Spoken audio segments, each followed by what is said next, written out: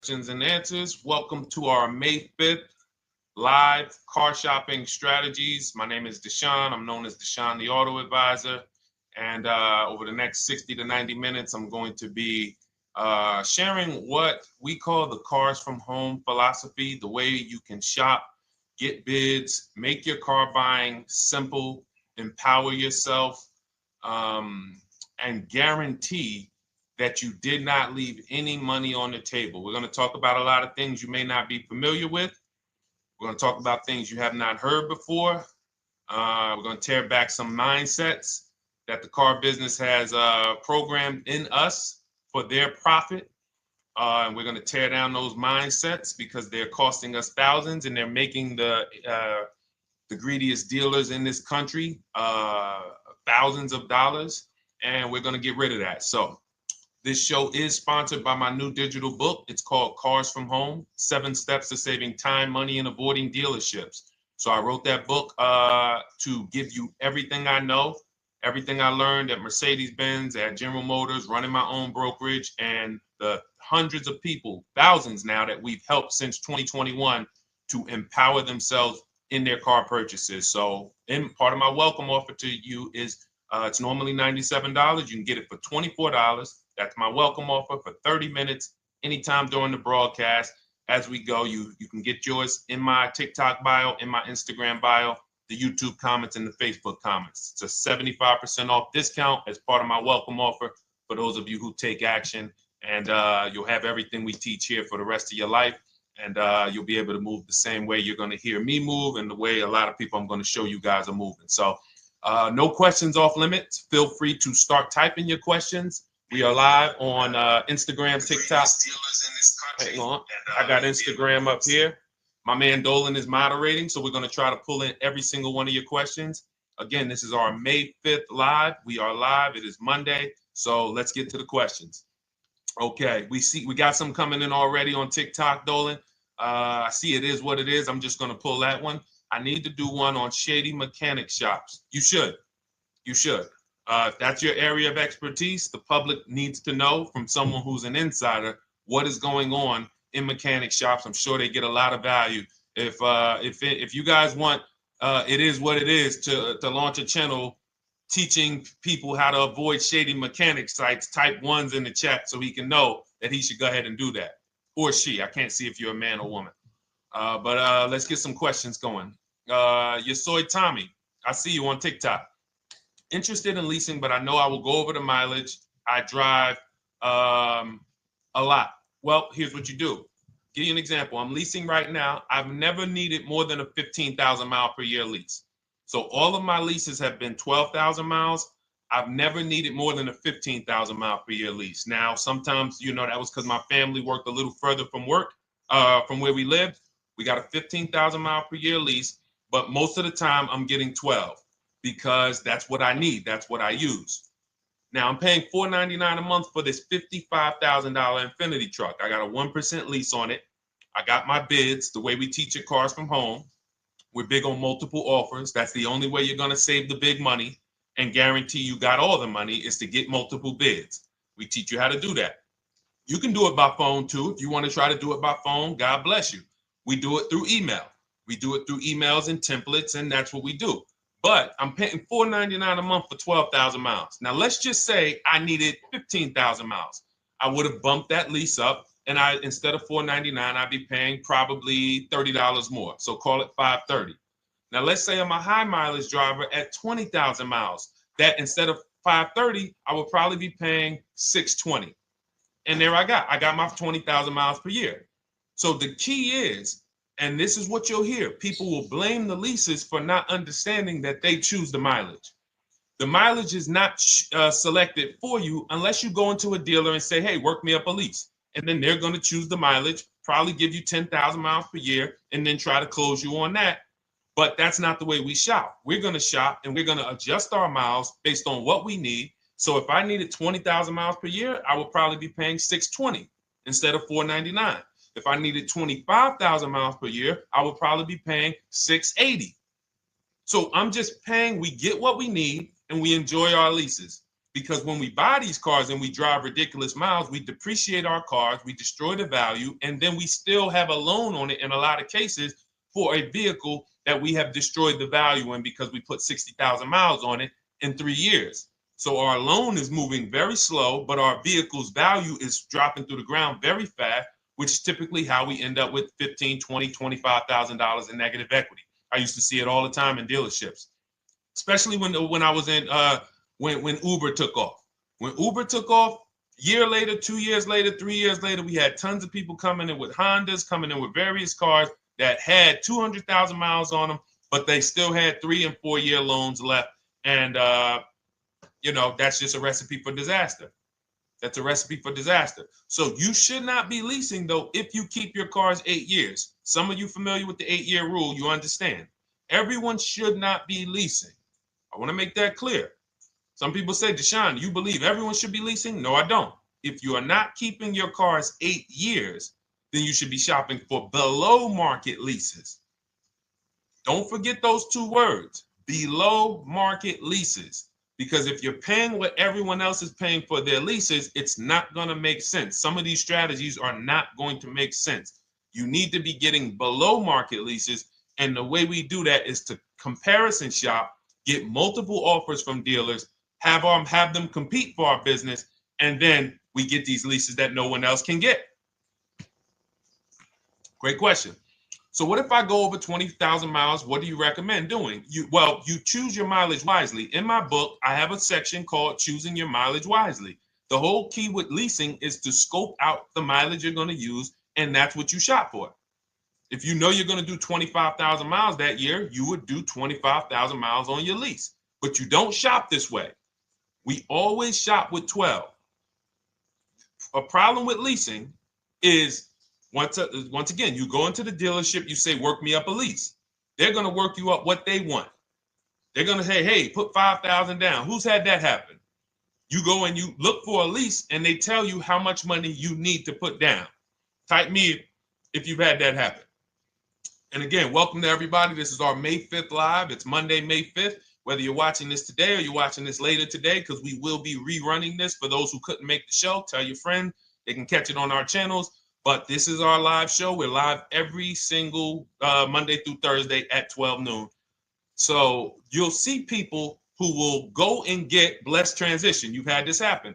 This is what you go in. They work you up a lease. Here, you need 3,000 down. Yeah, you need 3,000 plus your taxes and fees. What do you want to do? So that's them customizing our leases. We never want to do this. We want to customize our lease and run it like this, a template. All your leases you get with, ready?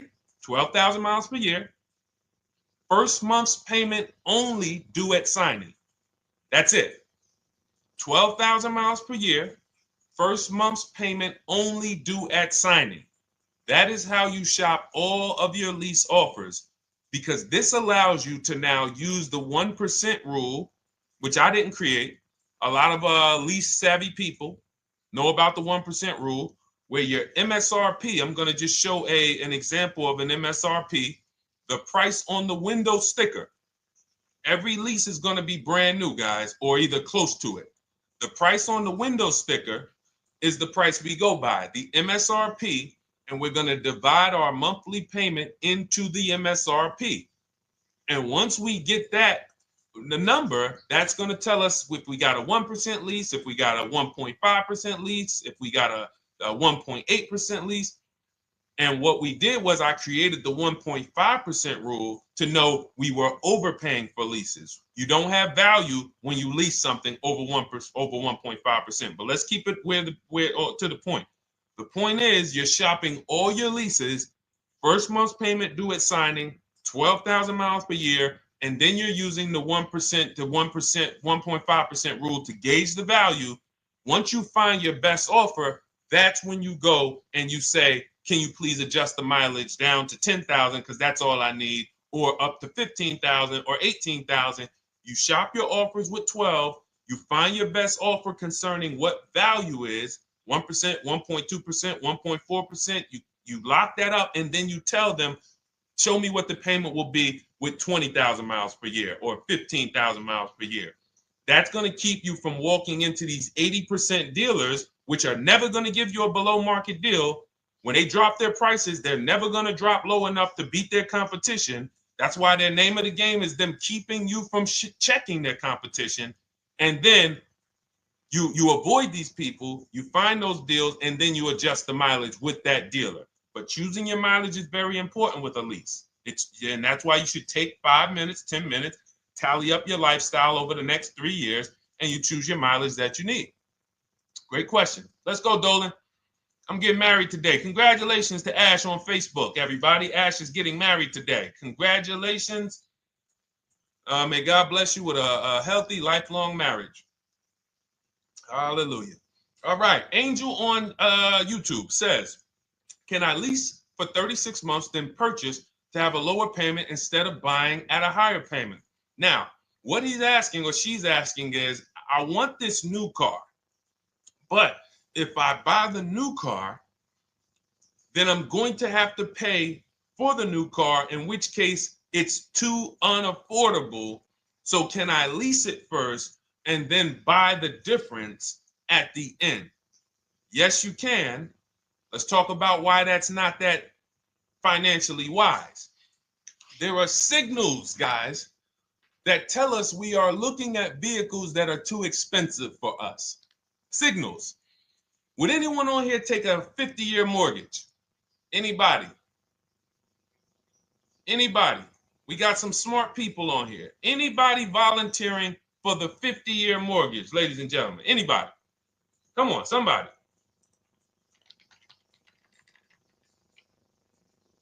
No, why not? Why not? Why is everybody saying no to the 50-year mortgage? Because we know it's ingrained in us that a 50-year mortgage on a house means we can't afford that house, right? Same thing with cars. There's signals. And so when we cannot finance a brand new car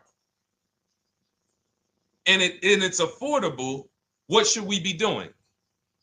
We should be going to get a pre-owned car. That's what we should be doing.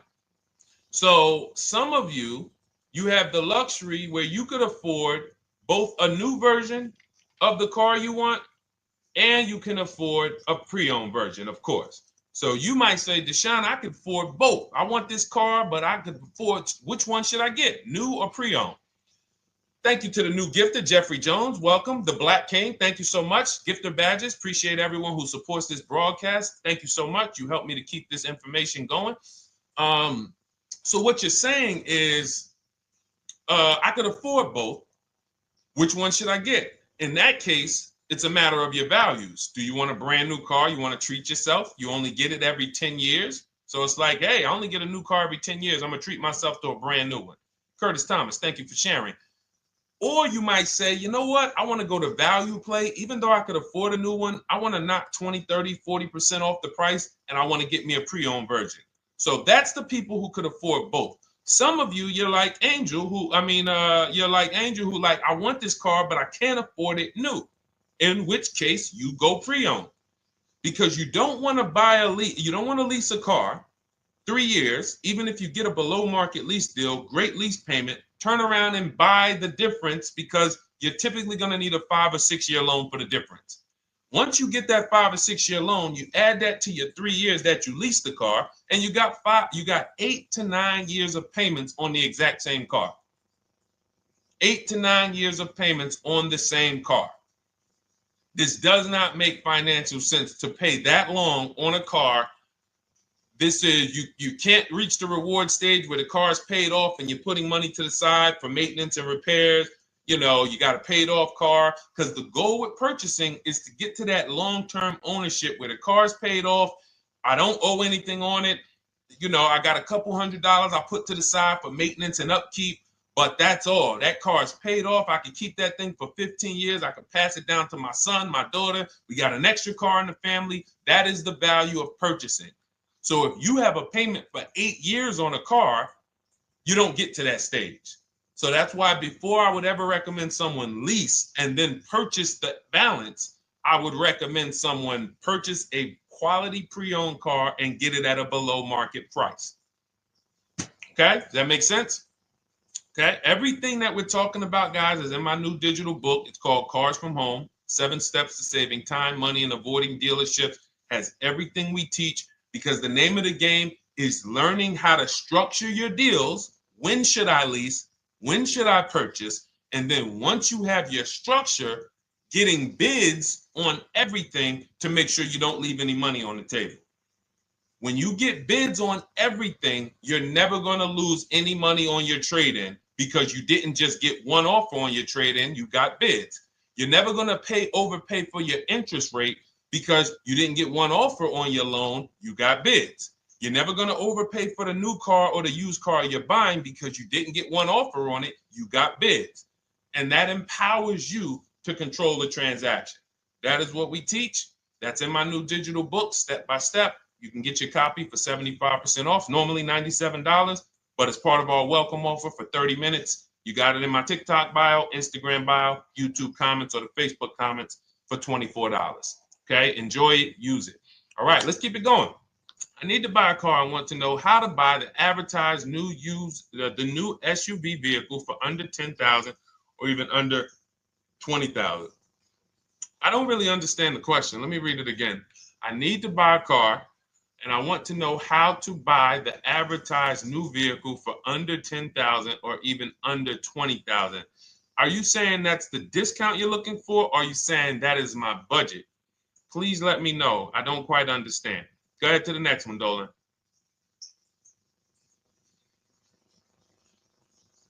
All right. If the Carfax report only has service maintenance, is it okay to purchase? Okay, so all right, this is a great question, guys. This is about used cars. Who's going to be shopping for a used car in the next year? Type the letter U. Type the letter U if you're going to be shopping for a used car in the next year. And for those who just joined, this is our Monday, May 5th, live car shopping strategies. So we are live every Monday through Thursday at 12. And for those of you who are watching the rebroadcast later in the day, you can, you'll get your questions answered. Somebody might ask a similar question, or you can join us Monday through Thursday at 12 live. Yes, so we got a lot of people who are going to be shopping for a used car. We got Buffy on Instagram, Fran Bar. Who else? A lot of people not buying? Okay. Instagram, the only people buying used cars? Okay, well, let's talk to you guys. Listen, so here's when you're looking at a used car, what you're focused on is first the service record. First the title history. What is the title history? That means, is it a salvage car? Is it a frame damage car? Is it a now, well, let's start first. Where do we find these cars? Let's start there. We're not going to lots. We're not stumbling onto people's lots. That's what they want. We do not want to go through our neighborhoods looking for used cars. Anybody who does not have a used car on a website, they're trying to take advantage of you, because that is unadvertised, that they don't want to be where the competition is. That is not the way we're going to move. And for years, it was like that. You drive past a dealership on the weekend, you see hey, oh, look, they got this nice yellow car, a nice big red car outside, and you just pull right in. That's 2005 stuff. Now, every used car, we need to be able to compare it to the whole market, which means we need to see it on a website, on a marketplace. So we're opening up, this is called my multiple marketplace strategy. We are opening up, and some of you are going to need a pen if you're going to really, or unless you're going to watch the rebroadcast, because I'm running stuff past you that, you're trying to buy a $30,000, $50,000, $100,000 car. We're not talking about how you're going to get a couple things from Amazon and, set up a little home studio for $2,000. We're talking about the second most expensive purchase most of you are going to make. So it's understand that you're going to need to focus in order to get the most out of what we're talking about. So we're going to go to the marketplaces. The marketplaces are Carvana. They sell their own inventory. CarMax, they sell their own used car inventory. Driveway, they sell their own used car inventory. We're going to go to now dealerships. AutoNation, they sell other people's, they sell their own. They buy and they relist it on their website. But then you have Car Gurus, you have Carfax, you have Kelly's Blue Book, no, not Kelly's Blue Book. You have Auto Trader, Car Gurus. So we're going to all these marketplaces, we open them right up in one tab. So now what we're doing is we're putting in our criteria, and what we want to do, we want to go 100 miles out. Even if you're not willing to drive 100 miles out, you want to see what the whole market looks like within 100 miles. So now, if you know what you can afford, then you can put in your price criteria. I have a tool that I created. It's called the Perfect Budget Calculator. Some people who have my book, you've used it, where you put in your down payment preferred, you put in your interest rate, you put in any equity from your old car, and it tells you, because what you tend to miss is the fees. That's what you tend to miss. So if you're not using this calculator that we created, you want to add another $2,000 or so, because you got to factor in the fees in that budget. Some of you go out and say, man, I think I could afford $30,000. Then when you find your car, they bump you up to $33,000 because you didn't factor in the taxes and fees. So this calculator does it for you in my book, and everything we use the Perfect Budget Calculator. But if you're not using it, just estimate another, a little higher. Now you put all of that into the marketplaces. Now you're looking for what the inventory is. Now, here's the reason why you must open up all these marketplaces. First reason, they have different cars on them. Carvana and CarMax has different cars than Car Gurus, Cars.com, Auto Trader. There's different cars on them. Another reason we need to open it up is because sometimes you'll see one car here on Car Gurus for $31,000, and then you'll see that on Auto Trader, they marked it down $2,000, it's $29,000. And you're like, wait, why the heck is it lower? This is the same car. Well, it could be because this marketplace got the notification first to lower the price, and maybe this one takes a little longer to see that, oh, maybe that takes 24 hours before their updates take effect. So that's why you want to open up all these marketplaces. Now you're narrowing this down first based on your color choices, what options you want, your models, and now we're starting to narrow this thing down. So we're narrowing it down. Now we start to look at the history of these cars. This is the best way to start narrowing down your used car search.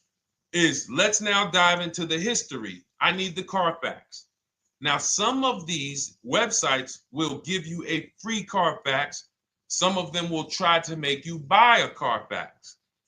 Now, I'm going to give you one of the secret strategies that we've been using for years in my book, and I'll tell you it right now. It is how we get free Carfaxes, because when we get to most vehicles, you guys, for those of you who are just meeting me, I worked in Mercedes-Benz for 5 years and General Motors for 5 years, and I ran my own brokerage. I started it in 2016, and I ran that while I worked at the car dealership. So I have a lot of experience and have seen a lot, and that's why I'm able to teach these things. I also love numbers. But one of the things that I know is almost every dealership has a contract with Carfax. So every dealership, we pay Carfax already. So what we're able to do is when we list our inventory on our websites, we're able to list the Carfax with it. We're able to provide that free of charge. But when we pay Auto Trader or Cars.com or Car Gurus, we are not able to actually push our Carfax to that marketplace. But if you come to our website and you find the vehicle on our website, most times you will find the Carfax for free. That is what we have been doing for years. So that now we have the Carfax, because the Carfax is the only way we can see those service records right now, because we've already narrowed it down based on, first thing we're doing is we're looking at title history, frame damage, salvage title, rebuilt title, total loss. That's the type of vehicle. The next thing we're doing to narrow it down, which is where many of you get in trouble, is you're looking at the service records. Skipping service records, buying used cars without seeing service records is disaster. The biggest indicator on if a vehicle was taken care of is what is on those service records. And if you can't see those service records, then I would not buy the car. Somebody say, oh, I'm changed the oil myself. If you don't have proof that you have changed the oil yourself, I cannot see it. I cannot see that you have maintenance this car, and that's a turnoff for me. Because now when you drive that car a year later, 2 years later, things start happening. You have no one to blame but yourself. Now the regret kicks in. Man, I knew I shouldn't have got this. But chances are, if you find a quality vehicle and you see service records on that previous owner's report, that's going to lead to a quality experience. Okay, so that's pretty much how the initial part of our multiple marketplace strategy. As you can see, we have this to a science. Nothing that we're doing is by chance. Nothing we're doing is on a whim. That is it. But let's go to some more questions. And I think the biggest thing I want everyone to understand so far is that we don't wing anything in this process. There's nothing, everything that I'm teaching you is going to be out of our systems. Now, some of you have different learning styles. So let's address this. Again, welcome to our May 5th, Monday, May 5th live. We're live Monday through Thursdays at 12 noon. And we rebroadcast this for those who couldn't make it. You can share this with your family. Tell them, hey, visit Deshone the Auto Advisor's channel. He did a great show earlier. He answered some questions that everyone had. You can watch the broadcast all through the rest of the day. Now, but we're live every week, but we're live right now. So now the biggest, some of your learning style is different. What we teach is we have the ultimate do-it-yourself guide. This book is rated 5 stars. Thank you to everyone who's rated it on Goodreads. Just pull it up right here. For those of you who are actually on Instagram or YouTube, TikTok, you won't be able to see this right now. But the book is rated 5 stars. We appreciate you. And this is the ultimate do-it-yourself guide, whether you're new cars, used cars, leases, bad credit, how to make banks bid for your financing, high mileage driving. It's all in there, step by step. And it's a digital book, so you don't have to wait for it. As soon as you get and hopefully you get there before the 30 minutes, so you get your copy for the $24 instead of the $97. That's our welcome offer. But that's your do-it-yourself guide. Some of you, you're a do-it-with-you person, and that's Shop with Deshone. You like videos instead of reading. You want coaching. You want support. You want a community. We have 1,600 people in our Facebook group. That's our Shop with Deshone. We've had 2,200, almost 2,300 people come before you.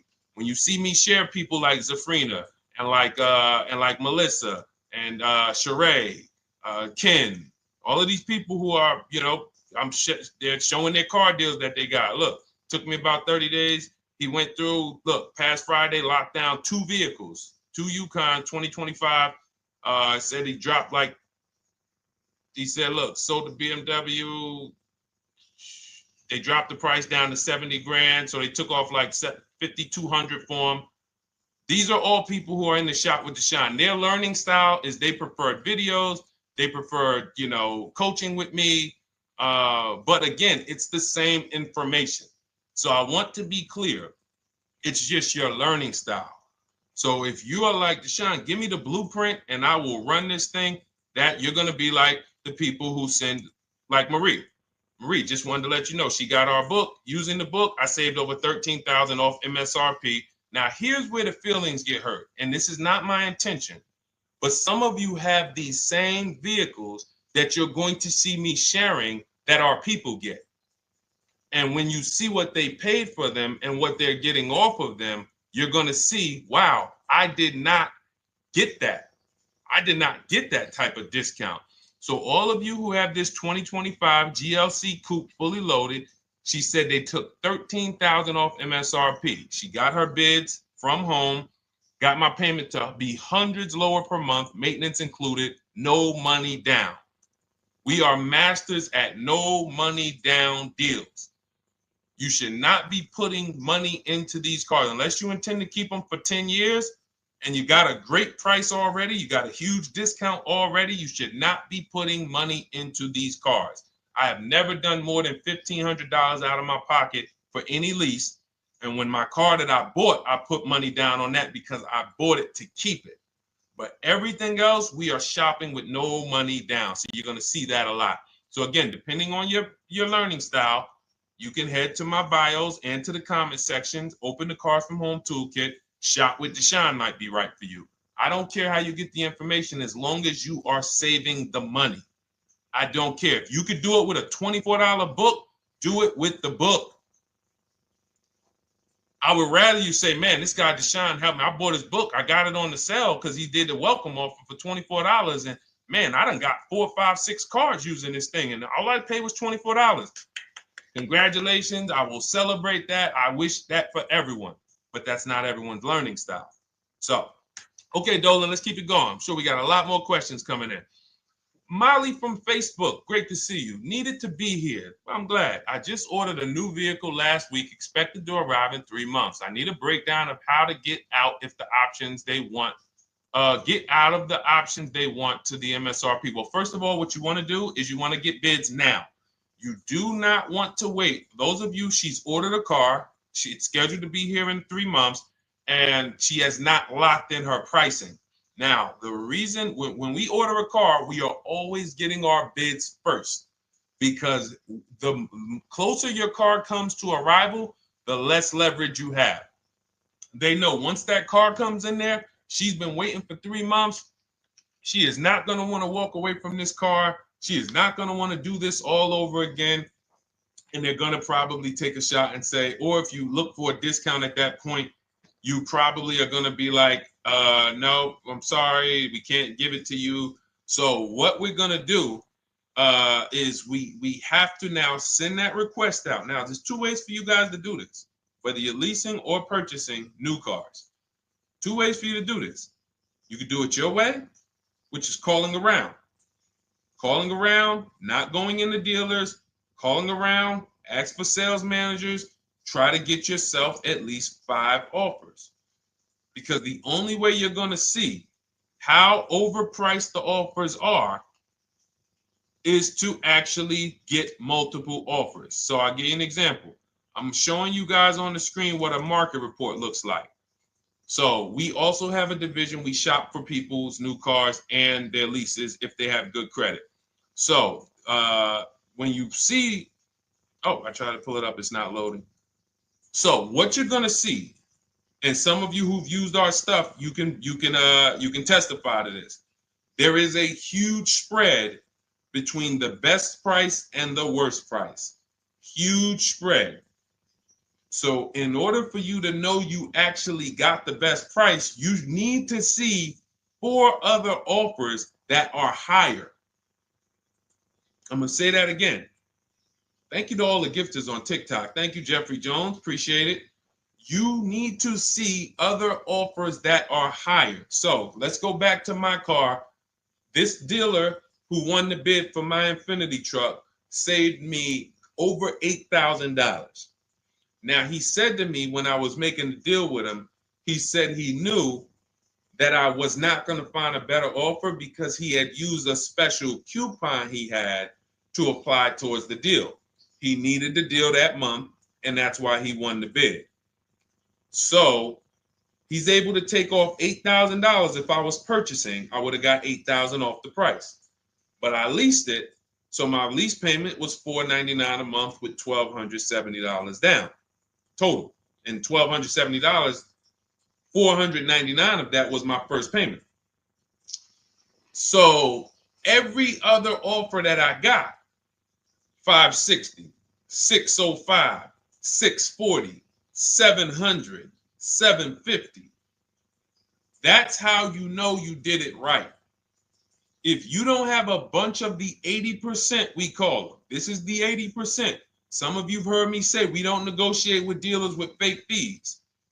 It's a losing battle because even when they take off all the fees, they're still super high. I'm going back and forth by email. So if you're using what we teach, you're taking minutes out of your day. You're going back and forth with email. We close deals in 60 to 90 minutes. I'm not inviting anyone to car college. 60 to 90 minutes of emails back and forth. Next thing you know, we're closing a deal. But you're going to see, even after back and forth and telling the dealers through email, you can do it by phone. Hey, I'm shopping other dealers. Please make me your best offer. I have all the templates written. So when you're using our stuff, you don't even have to wonder what you're going to say. You just copy and paste our template. But even after that, you're going to see, wait, these people are still giving me super high prices, even though I told them I'm shopping, even though I told them I'm serious, I could buy the car right now, even though I gave them every single thing I need to give them to get an offer, they're still $150 a month higher than my best offer. That's going to prove to you that they are the 80%. They are not coming down. When they say this is our best deal to their customers walking inside, they're not lying. It is their best deal. It is not the best deal. It is their best deal. Their competition's best deal will blow their best deal away. And the only way you do that is by getting bids. So that's what you need to do, Molly. Take exactly what you're looking for. If you want to call around, call some sales managers and say, hey, listen, this is what I'm looking for. I put in an order, but I'm not dead set on the price yet. Haven't really gotten, I want someone to lock in a price for me. And hopefully you're purchasing, because if you're leasing, it's tough, because once that lease comes in, you do not know what the lease program is going to be. So if the lease program is bad, then you could find yourself jammed up. Now, here's what we try to do to prevent that. It's not always possible. Here's what we try to do. Once you have found the best dealer who's won the bid, now what you're going to do is say, based on this price that you're selling me the car for, can you give me a lease estimate now? So let's say I'm ordering this Infiniti. I shop around, I find a dealer who says, all right, Deshone, I'll place the order. I'll take $6,000 off list price for you if you do the business with me. Perfect. Can you give me a lease quote based on that now? I know this is not the vehicle. My vehicle's coming, but can I get some type of an estimate of what it would be? And then I look at that, and if it's affordable, now I place my order.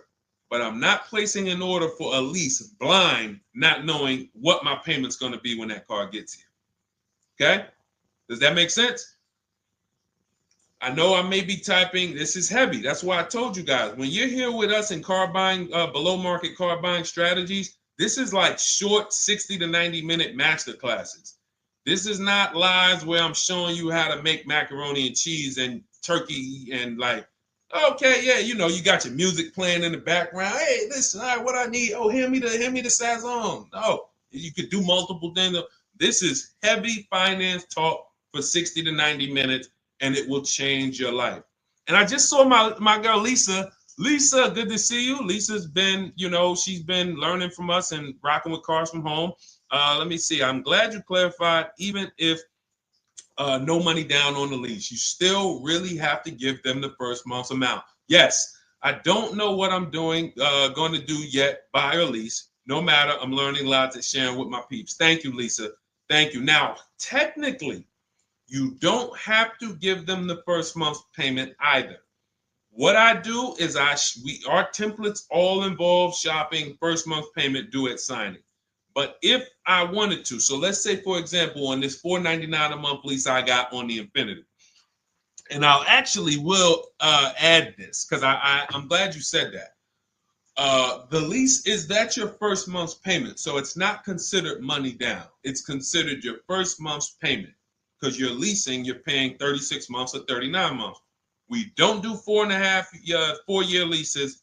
We don't even do 3.5-year leases in most cases. We're not doing it. It's 36 months, 39 months. And if they have a really, really good program for 2 years, they will tell us about it. But we shop for 36 months. But you can tell that if I wanted to tell them, you know what, I want to do a straight sign and drive, I don't even want to give you the $499 for the first payment, which means you're asking them to pay the first payment, then it would have just been $500 going back into the cap cost, which would raise the payment probably with interest and taxes, maybe 15, 17 bucks, something like that. So if I truly wanted to bring nothing to the table, I can just have them to, cap the first month's payment. You can do that. You can do that. So you can ask any questions. I know you're in our Facebook group, and so you let us know. But the 8-year rule is your basis for leasing versus buying. The 8-year rule, when you guys open up my book, you'll hear me talk about this. I'm going to make a whole lot more videos about the 8-year rule because it is the parameters for how to know whether to lease or buy. It takes into account how drastic cars depreciate. They lose value like crazy. All the losses are in the first 5 to 7 years, and you don't win until you've kept the car at least 8 years, compared to someone who's getting a below market lease.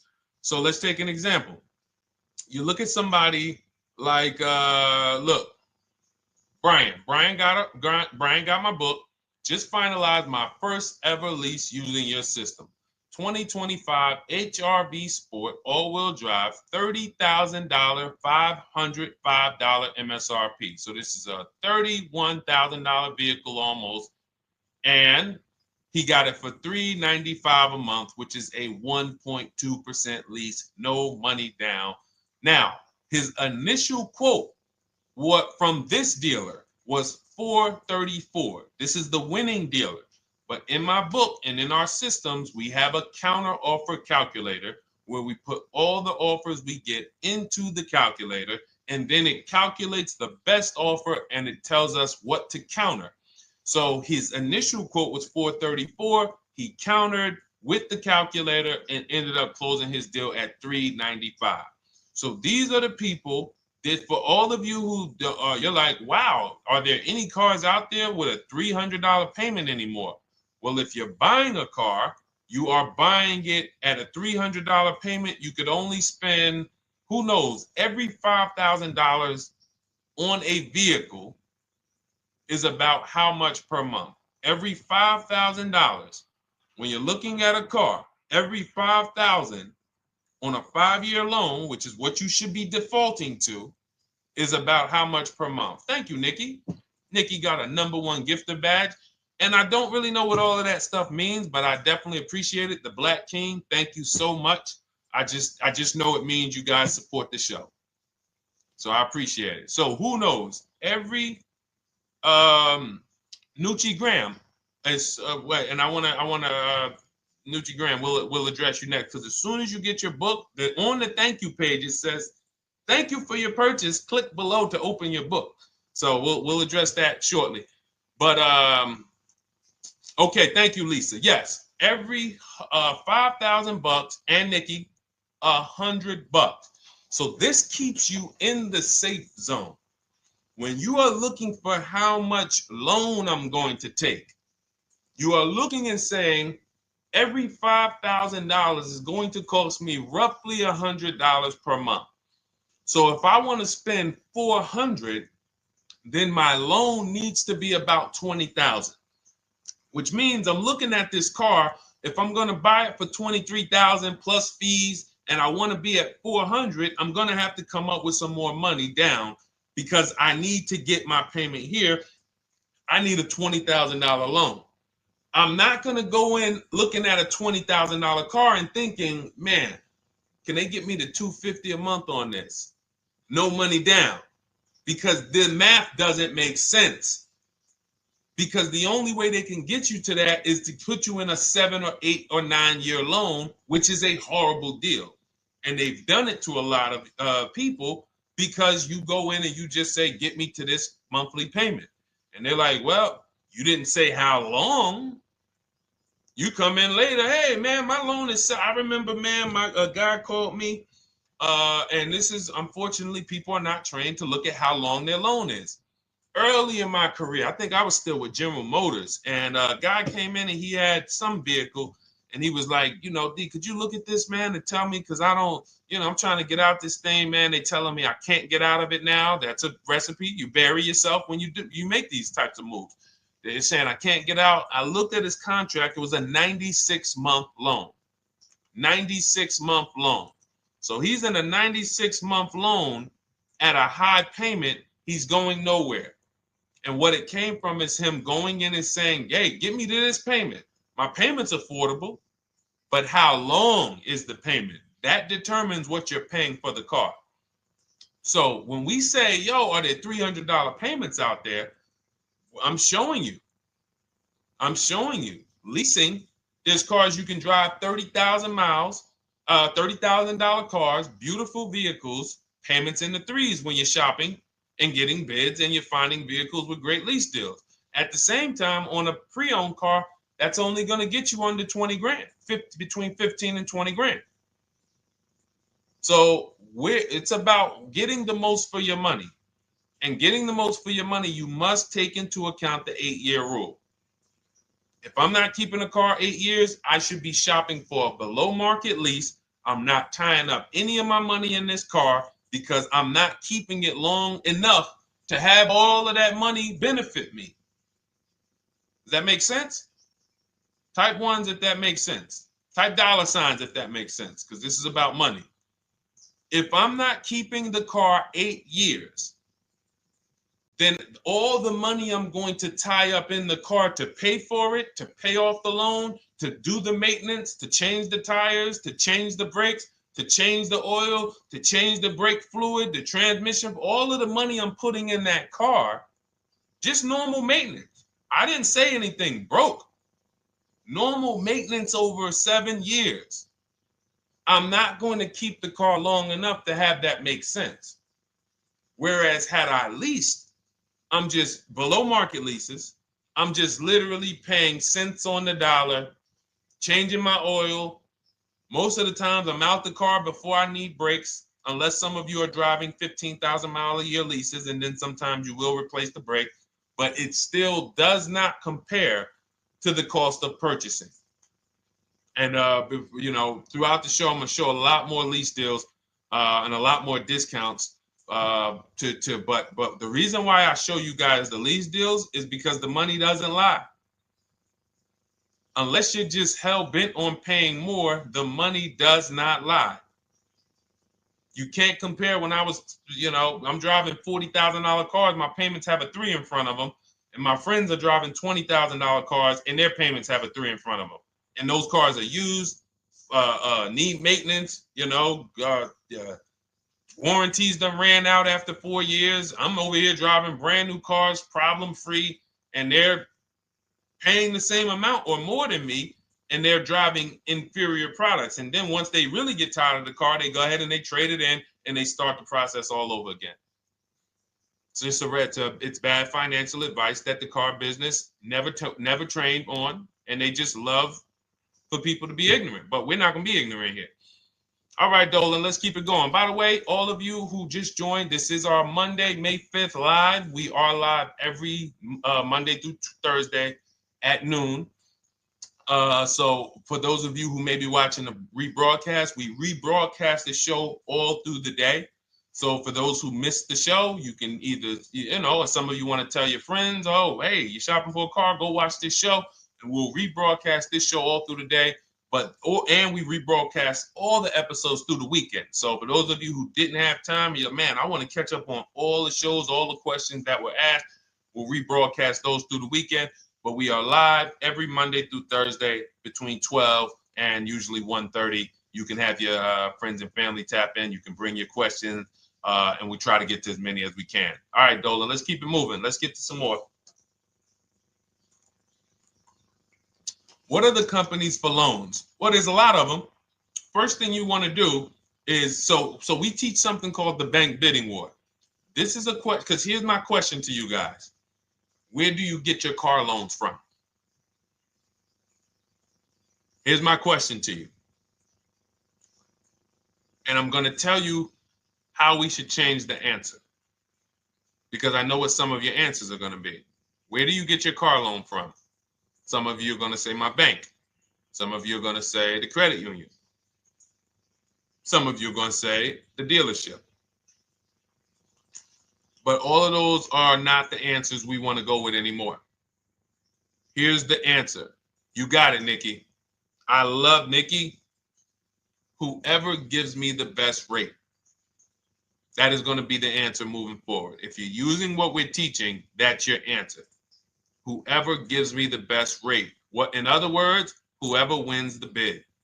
So what we're doing is we are not just going to our credit union and having them run our credit, give us a rate, and now we going out and we're shopping with a check in hand and we're shopping with our back against the wall because the bank says, well, hey, you know, your pre-approval expires May 17th, so you hurry up and find a car or you're going to have to come back and run your credit again. Now we're over here and our bank is putting our back against the wall. That's ridiculous. So what we do is we use what you should do is you should look at the average interest rate. If you have average credit, look at the average interest rate, and then you use that to budget.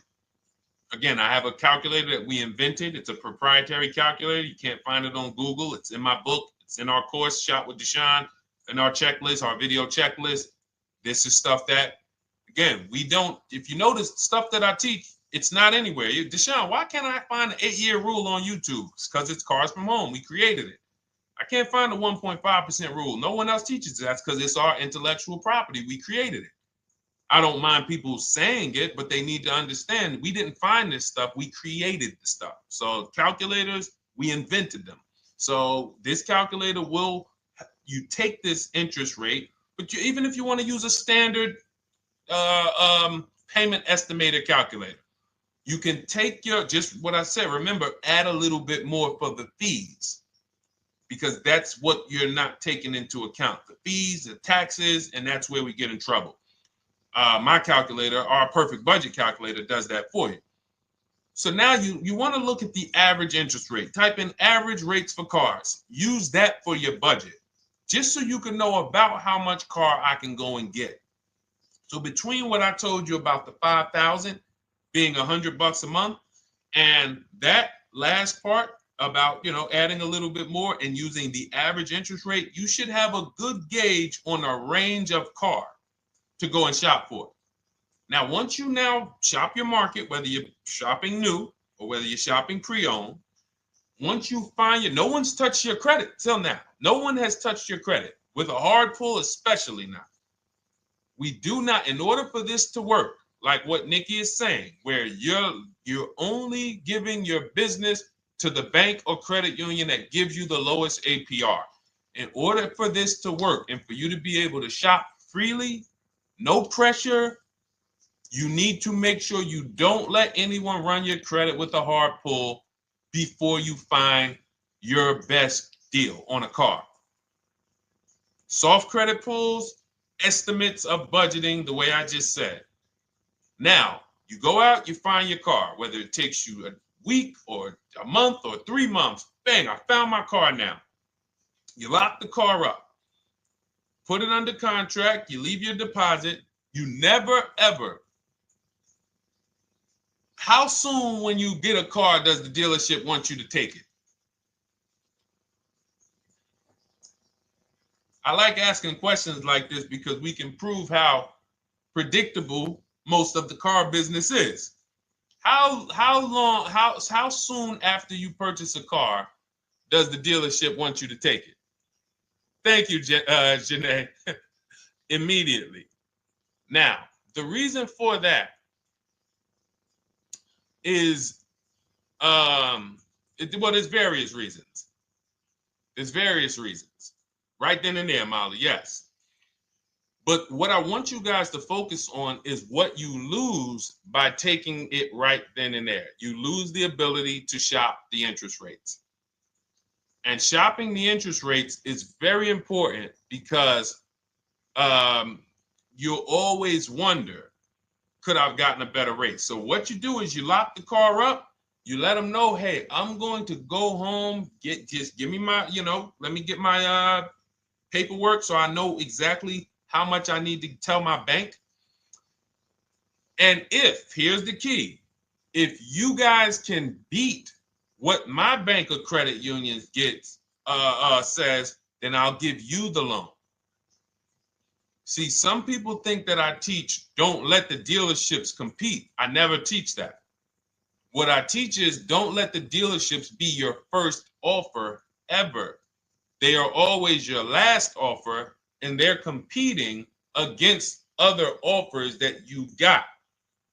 So now you're going home, your car's waiting, you're going to see what your bank, your credit union can do, and then you go online. You can go right online. Auto loans online, auto financing online.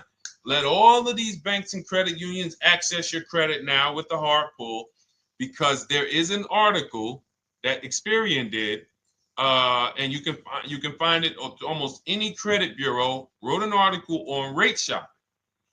They allow you to have multiple lenders compete for your business within a small period of time. They say the window is 14 to 45 days. So if the window is 14 to 45 days, how quick do y'all think I want you to do it? If the window says, because that's a big window, as long as you shop within that window, at the end, those multiple inquiries will have the same weight on your score as one inquiry, because it looks as if you were shopping and you were doing your due diligence. Thank you, Greg, Sheila, with these gifter badges. I don't know. It's like a nice. I appreciate it, Glendale. Thank you.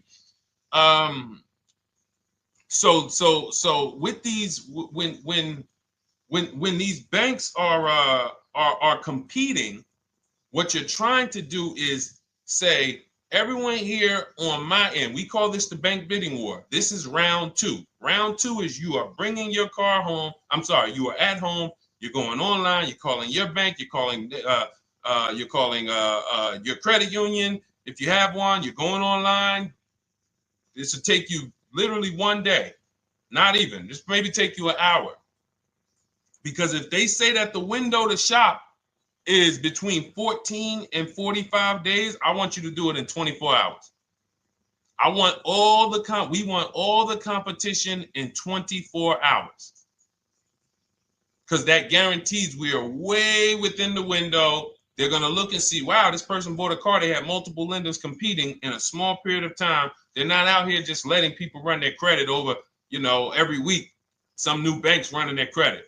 So now you call the dealership afterwards. You say, hey, the best offer I got was from such and such credit union or such and such bank.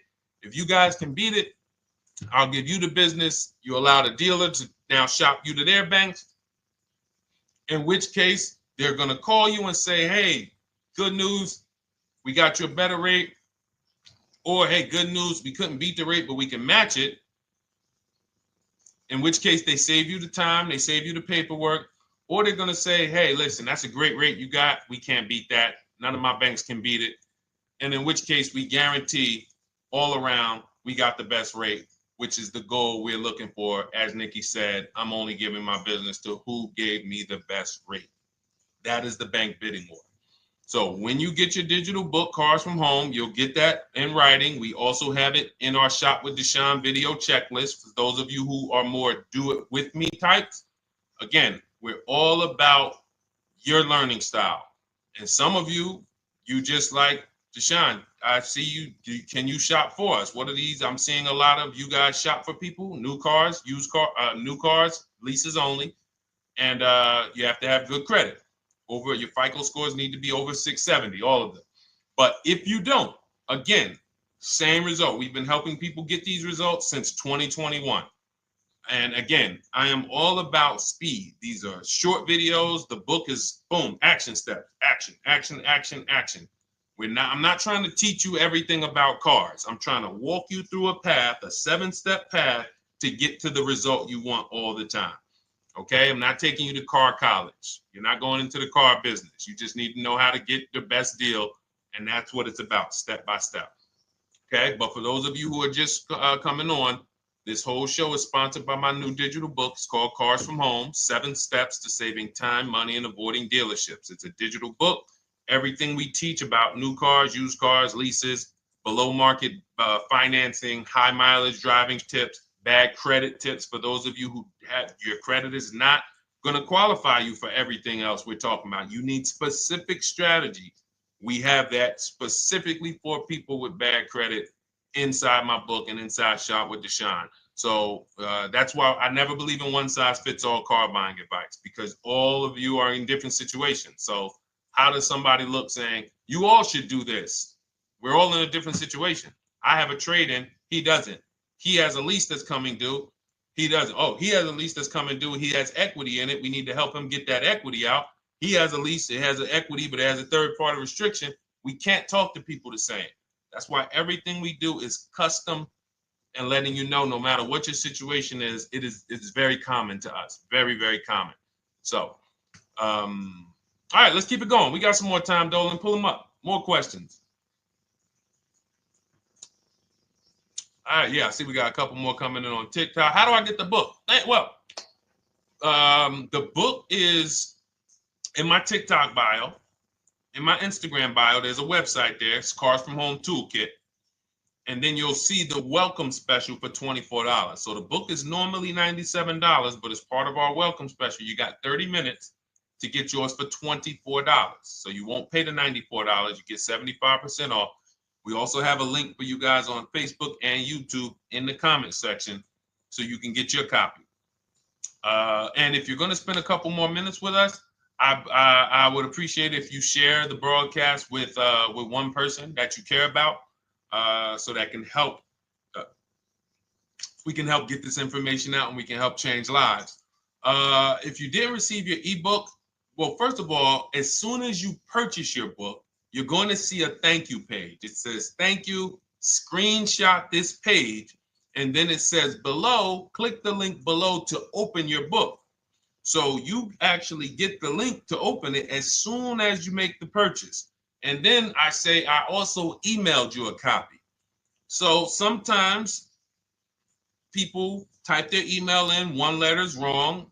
Obviously, we can't send a book to an incorrect email, which is why I have my support team's email right on there, so that if you don't see that book within 5 to 10 minutes, you email my support team, hey, I didn't get the book. They'll get you the book right away.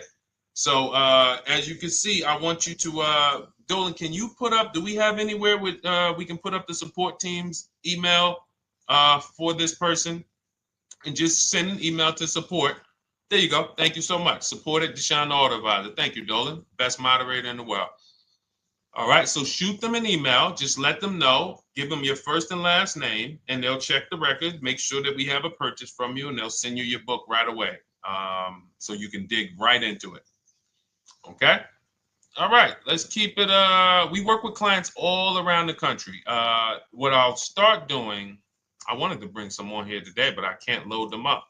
The system is showing an error. So I got a lot of people. I always bring tests. I always like to show results. So, you know, I'm a results person. So you'll see a lot of people that I share. Brian, who has our book, and, you know, his lease, Marie with her $13,000 off. All of these people made deals from home. They were not in a dealership negotiating this. You got, look, Frank, I bought your book, used your system, and just closed my deal and have positive results to report. I love when y'all email me, by the way. Like, please continue to do this. A caveat is I wanted a just released 2026 Genesis G70 Advanced, and there are no incentives. I could have gotten incentives on the 2025. However, I wanted the 2026, and I was willing to pay. So even with high demand cars, even with cars that are rare, this is the situation. I reached out to 20 dealers, and I received 9 offers for 36 months, 12,000 miles on a $58,000 MSRP. The initial offers range from $1049 to $901, with everything in between. I counter offered using the calculator that we have, and closed the deal at $815 on a $58,000 MSRP. That's a 1.4% deal. Now, mind you, that on a vehicle on a 2026 with no incentives, which means every bit of that was the dealer taking off money for him. He probably had to get at least $5-6 grand off to have that deal come in the 8s, when other dealers were quoting him 9 up to 10 and, you know, mid $1,000 range. So, you know, but so I show the book testimonials. I show my Shop with Deshone testimonials. But I want to start bringing these market reports so you guys could actually see that's our team shopping all around the country.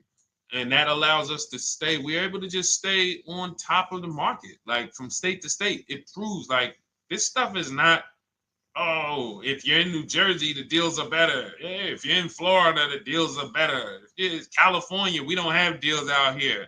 All of this stuff is not true.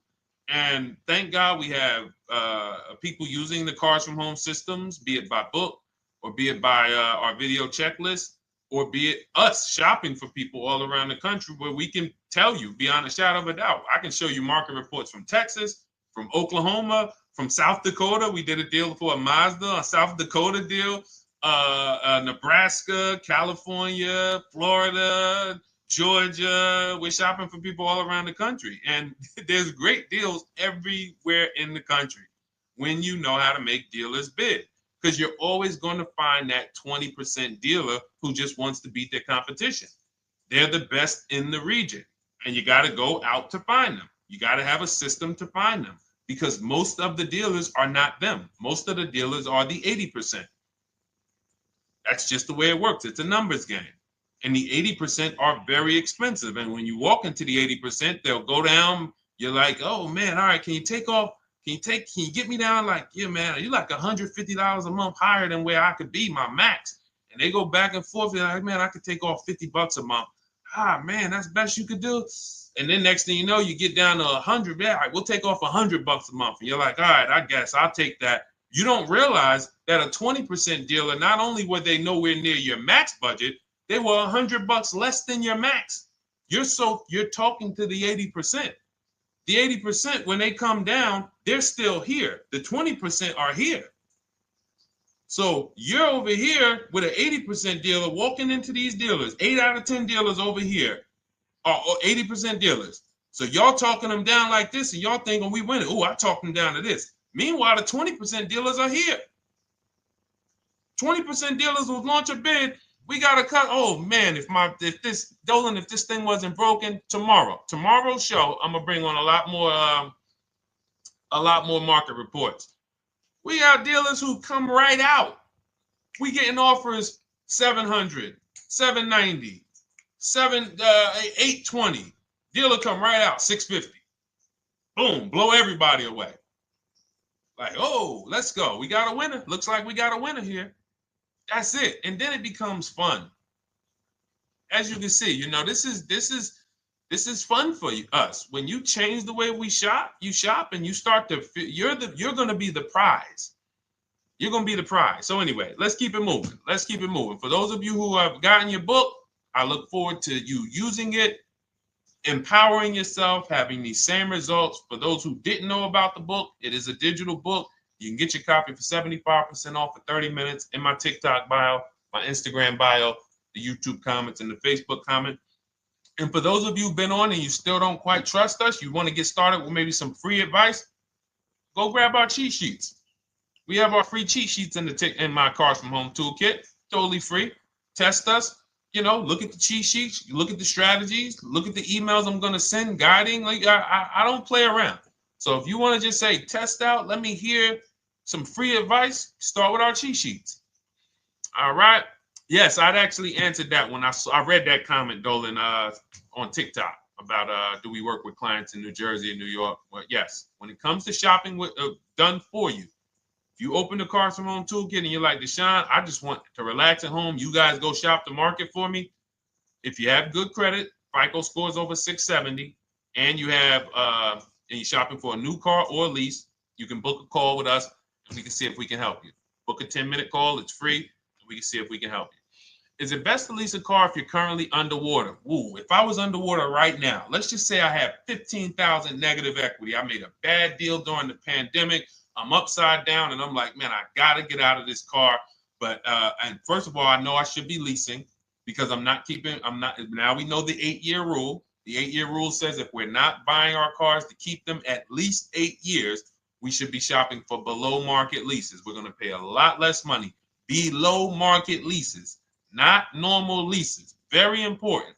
So what I'm going to do is I'm going to actually right now look for an electric vehicle that I could lease because some electric vehicles right now, we're getting under 1%. We're getting 0.88% leases. We're getting 0.79% leases, because if you do your bidding, you're going to see. Now, again, if you want to call around for your multiple offers, you can do that. I'd rather you call around than to do what you've been doing.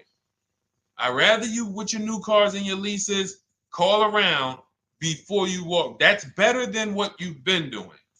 But if you're like, Deshone, I don't want to talk. I don't want to wonder what I'm going to say. I just want to copy and paste.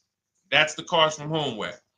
Either way, you get your 5 offers, and you're going to see now, my best offer on this $40,000 electric car might be $320 a month.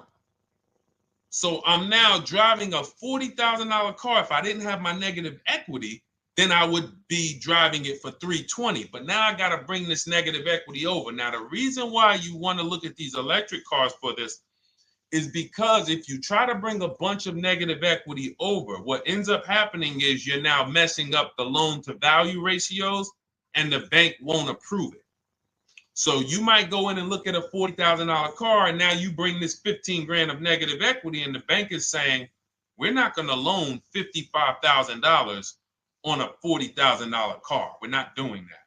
So that's when they'll say, some of you may have heard this before, you have to put money down. They'll say, we can't get you approved unless you can put $3,000 down, $5,000 down. You have too much negative equity, and the bank is not going to approve it all. But when you get your bids on some of these electric cars, you're going to get $10,000, $15,000 off.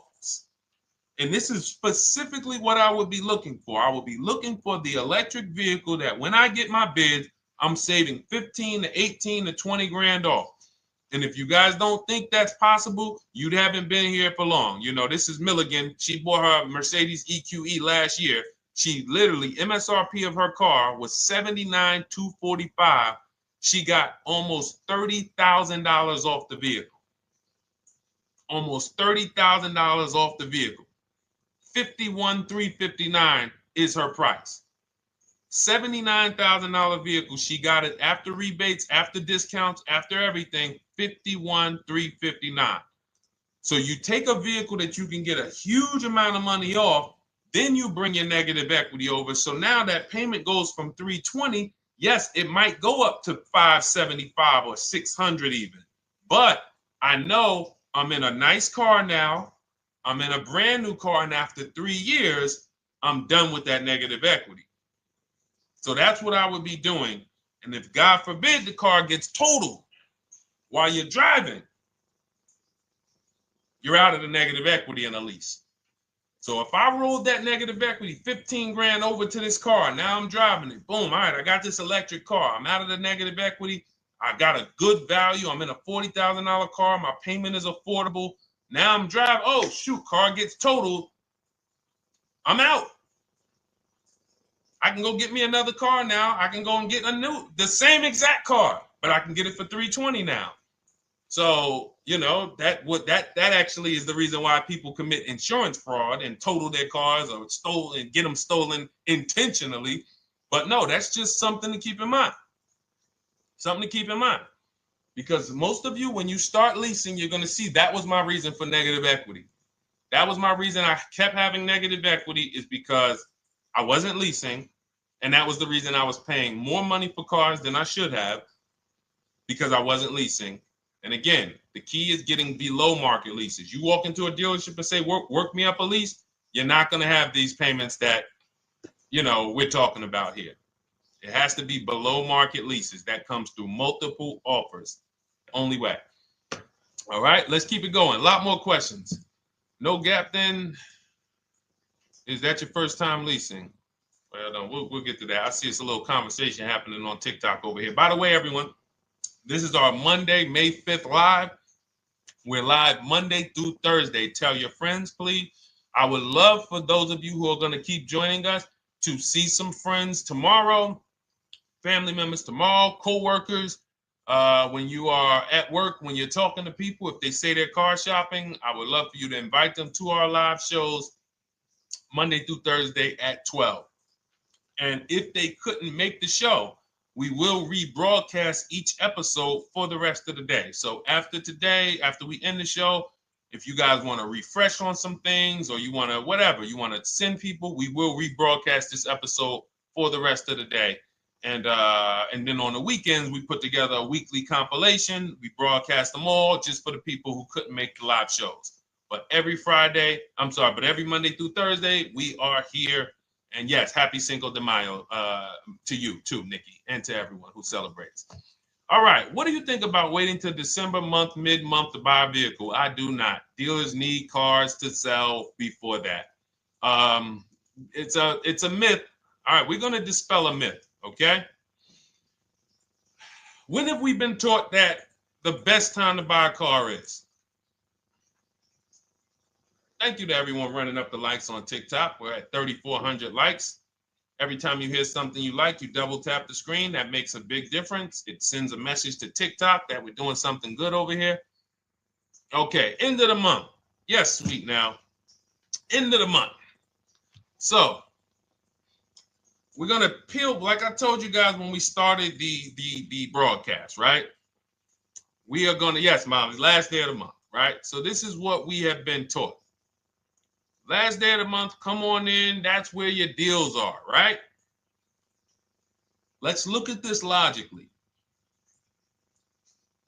As a former car salesperson, the times where where I saw the dealer or myself being the most desperate was the times where we did not have a lot of customers. Sometimes you look up, it's the 10th of the month. They call us into a sales meeting. They say, hey, guys, we got to sell 200 new cars this month. We are only at 40. We are way behind. We are tracking way behind. Call anyone you know who's a real customer. We are entertaining every reasonable offer. Now, you've been taught there's a group of people that we know are coming at the end of the month. There's a group of people that we know that last weekend they're going to rush. But there's no desperation there from us because we know they're coming. So we look and say, I'm much more desperate at various times throughout the month than I will be at the end of the month. Because think about it. Every time you go into the dealership at the end of the month, is it dead or busy? You go into the dealership most of the time at the end of the month, is it dead or busy?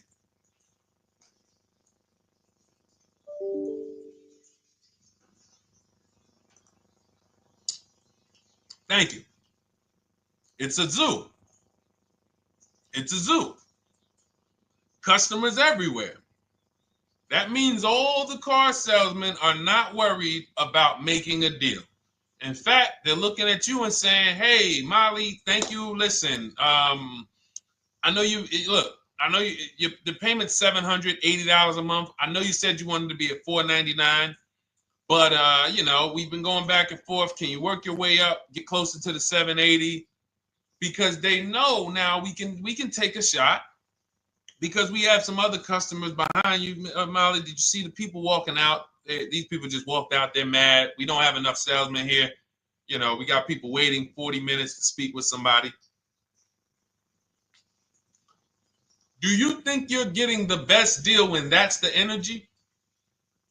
Yes or no? Let's just be honest here. See, you might forget some of the lessons that we teach if you don't have our books and if you're not in our video checklist and coaching. You might forget some of the lessons, but hopefully you won't forget the stories. So you walk in the dealership at the end of the month, the place is a zoo. It's people everywhere. They're ringing bells. They got the big clown, donuts around. Hey, you want a donut? Do we think there's desperation? Thank you, Sheila. Thank you, Molly. There's no desperation here. And they don't magically wait till the end of every month to hit their numbers. Some dealers hit their numbers at the 25th of the month. Numbers are hit. We still got people coming in end of the month. So What we want to do to answer the question is we want to be positioned. What I like you to do, for those of you who are in an emergency situation, you need a car in a week, in 2 weeks, that's fine. Everything we teach can guide you. We've had people who got their cars in 3 days. Like that's not something that is let's see. This is my second go around, much easier, more relaxing experience. Calculator definitely helps. Turned in my CRV, got a 2022 Marcus, some dealers wouldn't do. Somebody, I wanted to read you somebody who got their car in like 3 days, 5 days. That's normal. Again, like I said, we're not taking you to car college here. Like you know, our step-by-step programs can get you to your cars in less than a week, 90 minutes. But you don't want all your car shopping to be emergencies, because here's where you want to be. You want to be able to say no for up to 3 months. Reason is, there's a group of people that walk into the dealerships. They're there right now. They're desperate. They're giving off desperate energy. They can't say no. They back themselves into a corner for whatever reason. If their leases are up, maybe they don't know you can get an extension. If your lease is up this month, you can call. You can get yourself an extension for 1 month. Some leases will be extended up to 3 months, up to 6 months. Those of you who have cars and you're like, Deshone, I'm shopping for a new car, but I don't need it. I just, my car still got some life to it, but, I want to look for something new. This is a position of power to be in. This is where you want to be. You want to be able to say to yourself, all right, let me look at the offers this month in May. All right, I'm going to follow up next month because the offers change. The used car market changes. The lease prices change. The dealer desperation, it changes. I'm not letting tariffs push me into doing something and making a bad deal. I'm not doing it. I'm not worried about tariffs coming, because there's going to be deals no matter what. If the prices of the new cars go up, what happens to the prices of our used cars that we're going to be selling? See, that's how we really won during COVID. Some people who've been with me since 2021, that's how we were winning. My man John Shaw, he was one of the first people. David Isaacs came in, got his BMW. Yes, the lease prices were slightly higher back then. We were still getting under 1.5. We were still getting 1.4. John got a 1.2 on a Jeep Wrangler, but we were selling our old cars for 8, 10, 12 grand more than they would be worth today. So even if the new car market goes up, we know how to maximize the prices of the cars we're getting rid of, and we're going to offset it. So we want to position ourselves to be able to say no. That is the strength. That's the leverage where we can say, you know what? All right, I'm going to follow up next month. Now we're telling the dealers right up front, hey, call me. I'm good between now and June 18th. I'm good between now and July 20th. So now what those dealers say is, okay, this is a serious customer. By the way, we have all this in templates. In my book, you fill out the template, you fill in, here's the day you can buy a car. This is your deadline. When we blast it out, these are things you can call dealers and you can tell them, hey, I'm good between now and anytime before the summer. Call me if you get a black one with the red seats and this package in it. If you want to call around, you want to do it that way, you could do that. But what you're letting them know is, call me when you want to make a deal. I can make a deal today. Let me see the numbers today. Great. All right. If sometimes you'll see that a car is a little bit out of the range we want it to be in, you might say, man, I'm looking for it to be around, 505. This thing's coming in about 550. Okay, maybe I'll check next month, see if the program gets better. You might say, all right, dealers are saying to some of you shopping for cars that maybe every dealer is not going to have it. When you reach out to the dealers, only 5, 6 dealers have it. But they say, hey, I got something coming in May. I got something coming end of May, June. Is that good for you? See, they're desperate customers. They can't say yes to that because they back themselves into a corner. But you guys now operating with a 90-day shopping cycle. If a deal comes today, I'm jumping on it. But if you got something coming next month, I'm jumping on that. Call me when you're desperate. Call me when y'all have that meeting. Hey guys, we're way behind. Listen, we need a deal. I'll take any deal right now. Hey, is that person that Sheila McCauley, you know, that last month, her number, we couldn't make that deal last month. Did she get a call yet? Hey Sheila, did you get a call yet? No, I'm still waiting. Okay, great. We can get to your number now. Perfect. Thank you. Positioned. So we want you to be positioned when you use what we teach, whether it's the Cars from Home digital book, whether it's the Shop with Deshone. For those of you who are like, Deshone, let's do this together. I want the checklist videos. I want coaching. I want to be able to pop into the Facebook group, ask around. We can't give you that for $24. No author can give you the support. I got tons of books. There to Be a Man, In His Steps, Tony Robbins' book. None of these authors can give me support for the price I paid for their book. That just can't happen. But some of you are like, you know what? This is a big investment. I want to make sure I have access to, you know, systems for life. That's the Shop with Deshone done for you video checklist. And then you got coaching direct with me in our Zoom calls every first and third Wednesday. Twice a month we do. And then we got our private Facebook group with 1,600 people. And then some of them are sharp as me. I'm telling you, let's look at, you know, y'all know I brag about Rosalie. If you like Rosalie, if girl got 4 cars in within a year, you know. Her first car was the Infinity. She got her Infinity truck. And I was sharing her a lot last year when she got her Infinity QX60, but she recently shared that she got 3 vehicles. And hold on, where is she at? I just had her up. So this is the people that's in the group. Like, look, 3 vehicles. Big shout out to Deshone the Auto Advisor for making these incredible deals happen. 3 new leases for my sons with only first month's payment down. She got a Nissan Rogue, almost $37,000 vehicle, $399 a month, no money down. Mazda CX-30 Sport, $28,000 vehicle, $28,300, $339 a month. That's a 1.2% lease. And she got a Mazda CX-50 Premium Plus, $40,400 vehicle, $420 a month. 2 1% leases and a 1.2% lease. And the cherry on top, she says, I sold 2 leases. Some of you don't even know you could sell a lease. She said, I sold 2 leases. She had equity. Now, not every lease has equity. But if 8 out of 10 leases don't have equity, then 2 out of 10 do. So if you've just been dropping your leases off at the dealership, hey, here's my old lease. Let me get the new one. Hey, here's my old lease. And you have not assessed the equity. Could there be equity in it?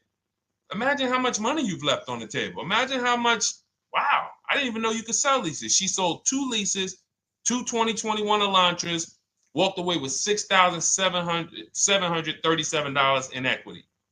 Deshone, I could not have done this without you. Your program is a game changer. So this is what we want. We want empowered car shoppers. We want people who are not intimidated.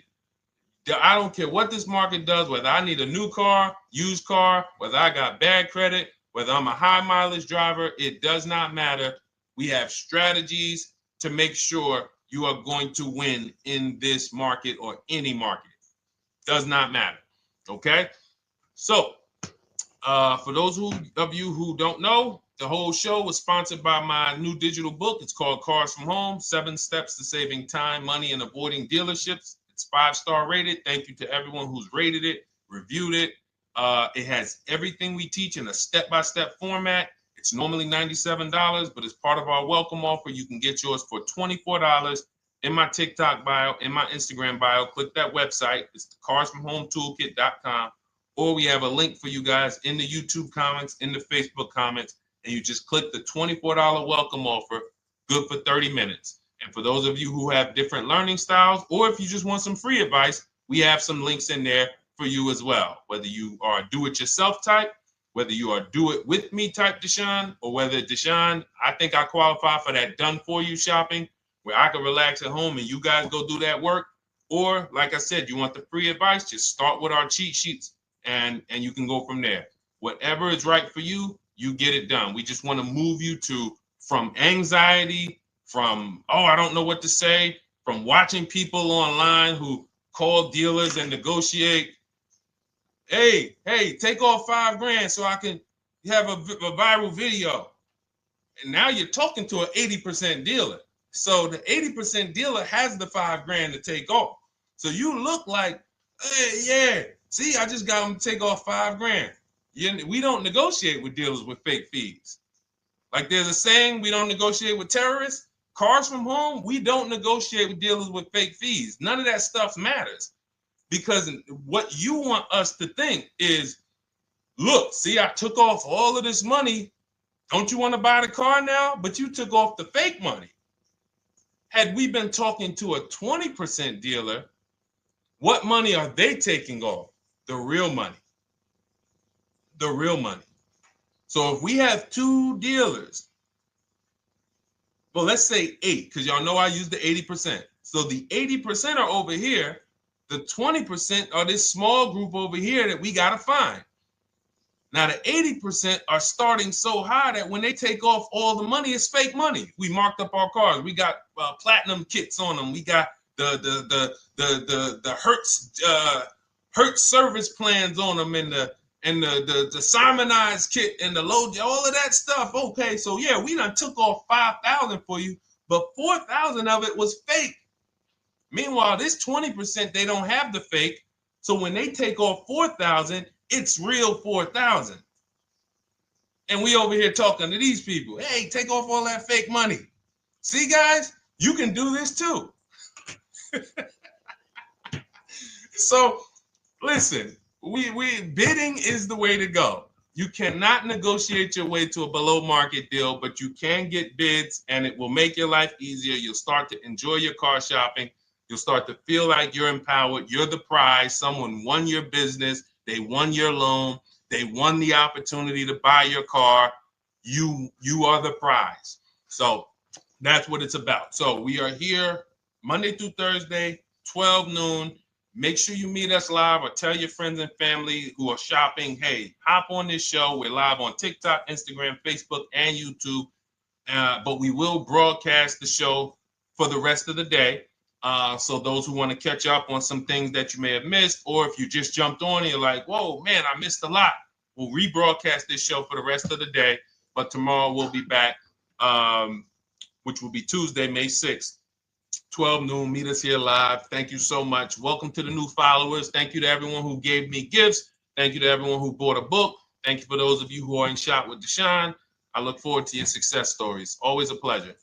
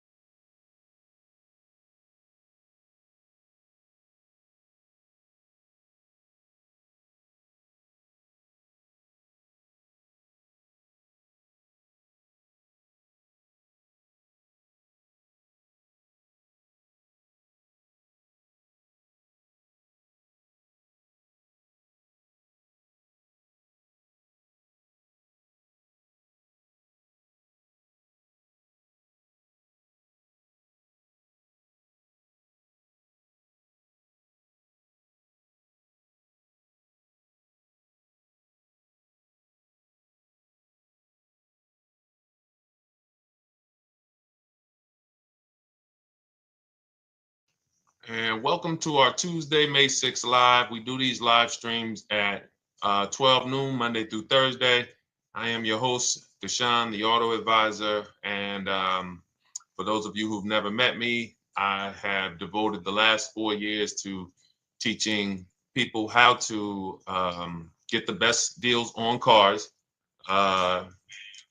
and to learn all the mistakes that the industry, the car industry, would love for you to continue making, because they make a lot of money when you make mistakes. And so what we do here is we really just do questions and answers. I will teach on various topics that I feel are widely misunderstood, like the subject of leasing. And some of you who are new here, if you've never been here before, could you type a 1 in the chat if this is your first time on a stream? We do these streams about 60 to 90 minutes. And if you're going to get the most out of them, we just ask that you lock in, that you focus, because we will be talking about $1,000 mistakes. Nothing here that we'll be talking about over the next 60 to 90 minutes is hundreds of dollars. You know, I'm not looking to, have you spend some time with me on a Tuesday to talk about how to save hundreds of dollars. No offense, I'm sure that's important to some people, but we are here to talk about things that are affecting your bank account by the thousands every year. And so if you got some time, I would love for you to hit the like button, like wherever you are, and let's just tap in. You can start to type your questions. This whole stream is sponsored by my new digital book. It's called Cars from Home, 7 Steps to Saving Time, Money, and Avoiding Dealerships. It's a digital book. It's 5-star rated. Thank you to everyone who's rated the book and reviewed it. And it's normally $97, but for the next 30 minutes while you're watching, you can grab your copy for 75% off. That's our welcome offer. We always like to reward people for taking action. So you can get your copy for $24 instead of $97. And you can just head to my TikTok bio. You won't leave the show, my Instagram bio, the Facebook comments, or the YouTube comments, and use that link to get your welcome offer, and you'll have everything we teach. So as we go through this for the next 60 to 90 minutes, if you're like, whoa, Deshone, this is a lot. Wow, this is a lot. You can grab the book and make sure you have everything that I teach and everything in a step-by-step format. Okay? So I have my man Dolan moderating. Good afternoon. Thank you, Johnny Miller. Good to see you, Lil G. Again, guys, we are live. This is our Tuesday, May 6th live. We're live every Monday through Thursday at 12 noon. But we do rebroadcast these throughout the day. For those who cannot make them, you can watch the rebroadcast, or if you got to go back to work, we'll be rebroadcasting it for the rest of the day until our show tomorrow. All right, so let's start with the questions. You can feel free to get into it. Okay, do you have to get the extended warranty? This is a great question. This is car specific. A Honda, Acura, Toyota, in most cases, have always had low cost of maintenance and their parts are inexpensive. When you're buying an extended warranty or you're considering it, it is a risk product. It's an insurance plan. So that means you can pay for something and not use it, just like car insurance. You don't necessarily use your insurance until you have an accident. Same thing with an extended warranty. It's an insurance policy. So what you're trying to do with any insurance is see what is the likelihood that what I'm paying for this is going to exceed the price if I did need to use it. So in the case of a vehicle, when you're trying to determine what should I get an extended warranty, there's 2 things that are important. Does this vehicle that I'm purchasing have a high likelihood of things going wrong? We know, and some of you have had cars with histories, and we know there are certain cars, they tend to have things go wrong more than others. And what I like to do is go right to Google and type in repair cost, because this is the second item that we are looking at. We're looking at average repair cost. So if you're buying a 2010, a 2015 Nissan Altima, 2018, Hyundai Sonata, you go right to Google, you type in 2018 Hyundai Sonata average repair cost. Now, if you see that those typically go on the lower side, then that can take a lower set of risk where you might say, all right, likelihood of these things going wrong on this car is slim. But if you see that the repair cost is on the mid to higher side, that's shifting more risk to if something goes wrong, the cost for you to pay for it out of pocket will probably exceed the warranty. So when I work for Mercedes-Benz, who's new here? Type a 1 in the chat if this is your first time on a stream with us. First time you've ever been here, type a 1 in the chat. First time. What's up, William? What's up, DJ Ant Nice? Good to see you. Maggie, good to see you. Enrique, good to see you. Miko, good to see you. Tetra Washington, good to see you. Jan, good to see you. Claire Clairvoyant, good name. First time, if this is your first time, just type ones in the chat so I know. I don't want to assume anyone knows who the heck I am and what my experience is. Daniel Thompson on Facebook, great to see you. So I worked for Mercedes-Benz for 5 years, General Motors for 5 years, and I ran my own brokerage, my new car brokerage, called Cars from Home. I started it in 2016.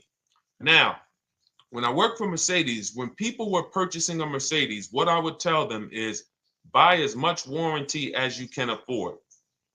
Buy as much warranty as you can afford, because I knew that when something breaks on a Mercedes, nothing's under $1,000, and typically it's $2,000-$3,000. So a $4,000 warranty on a Mercedes Benz is usually worth every dime.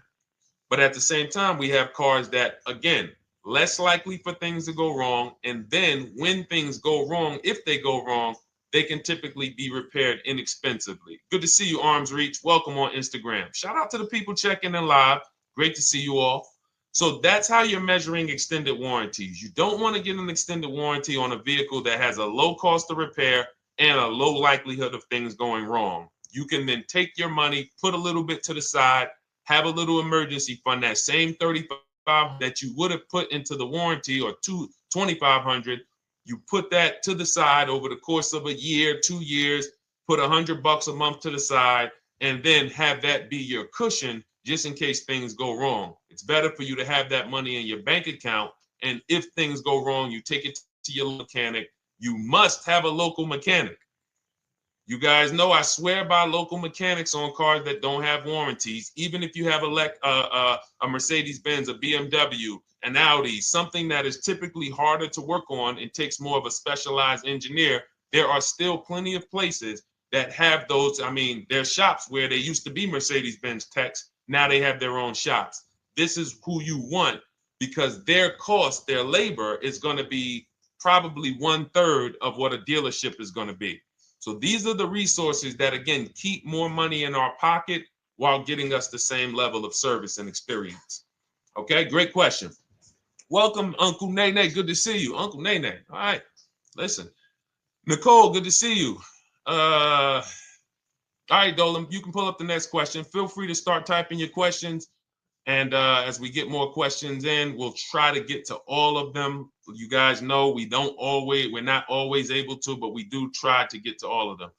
How do I shop around for the best lease deal without affecting my credit? Well, first of all, you're talking to someone who's, just so you know, I've taught thousands of people to lease. I've gotten 7 leases. Now, when we look at what we are doing with a lease, first, we have to consider how we want the information presented to us. We are not letting dealers tell us how they're going to quote us. We are telling the dealers how to quote us. So we are going to have all our quotes. Thank you to everybody hitting the like button. I see you. I appreciate you. And shout out to the sharers. As I see people who share, I always like to give the shout outs to the people who share this broadcast with their friends and their family. And thank you to everyone who's giving gifts on TikTok and Instagram. Appreciate you all. So what we are doing when we're telling a dealership, you give us a quote with first month's payment only out of pocket, 12,000 miles per year, and put all the taxes and fees into the payment, assume tier 1. So we are presenting it now in my book and in my Shop with Deshone programs, my video checklist. I have all the templates. If you're going to do this yourself, you just need to remember how you're presenting this. You can call around to dealerships, because there's 2 ways to do this. Shopping from home. Cars from Home is about showing you guys, and I'm going to be showing you guys a ton of payments. And listen, I don't want you to feel bad, because some of you are going to see that you've left a lot of money on the table. Part of what I have to do here, and I've been doing it for 3-4 years now, is I have to tell you the bad news. For 3 years, I did a masterclass called Everything You're Doing Wrong Buying, Selling, and Leasing Cars. We put probably over 15,000 people through that masterclass. But those were people who were willing to hear the bad news They knew, Deshone, I got to hear the bad news to get to the good news. So as I show the difference in the prices that we get and the people who listen to me get, more than, forget about me, the people who are like you, the people who are on a live, saw a video, and then took action and learned and use our processes, the results they get compared to what you're getting. You're going to see, wow, they're saving $3, $5, $7, $10,000 more than me every single car. And so the Cars from Home system is about bidding. It's about turning your car purchase into a bid. You're no longer begging. You're no longer going into a dealership and begging one dealer to sell you a car, and then you go to another dealer and beg them, sell me this car, please take my money, please take my money. Meanwhile, you're not seeing the entire market and the people who would compete to get your business and gladly give you the service that you deserve by giving them a $30 to $50 to $100,000 transaction, which is what your car purchase is. So now so the big thing to understand right off the top is, now I need to learn this bidding. I need to learn to get multiple offers. So you can do this by phone. You want to do this by phone, you can call around, but you must give them that information in order for you to compare the deals the right way. Lynette, good to see you. Christina, good to see you. Melvin, good to see you checking in. Rudolph, I see you. Once you actually give them that information, 12,000 miles per year, first month's payment only, due at signing, taxes and fees in the payment, assume tier one. I want the tier one offer. Even if you think I not qualify. Now, if you got a credit score above 670, all your FICO scores, most of you will qualify for most tier one leases. So you want to see, what does this look like as I get my offers? Once you get your offers in this format, you can use the 1% rule as the gauge. The 1% rule is been around for more than 20 years. Everyone who leases and who's savvy, we understood if your lease payment is 1% of the MSRP or less, you stole the car. That includes taxes, that includes fees. You're still in the car. So example, we're looking at a $30,000 car, Hyundai Sonata or a Hyundai Elantra, $30,000 car. When we shop all our offers, if that lease payment is $300 per month, with only $300 due at signing. In other words, I show up, here's $300. Good to see you, GDTV. Thank you for checking in on YouTube. Once I give you that $300, that's my payment for the next 35 months.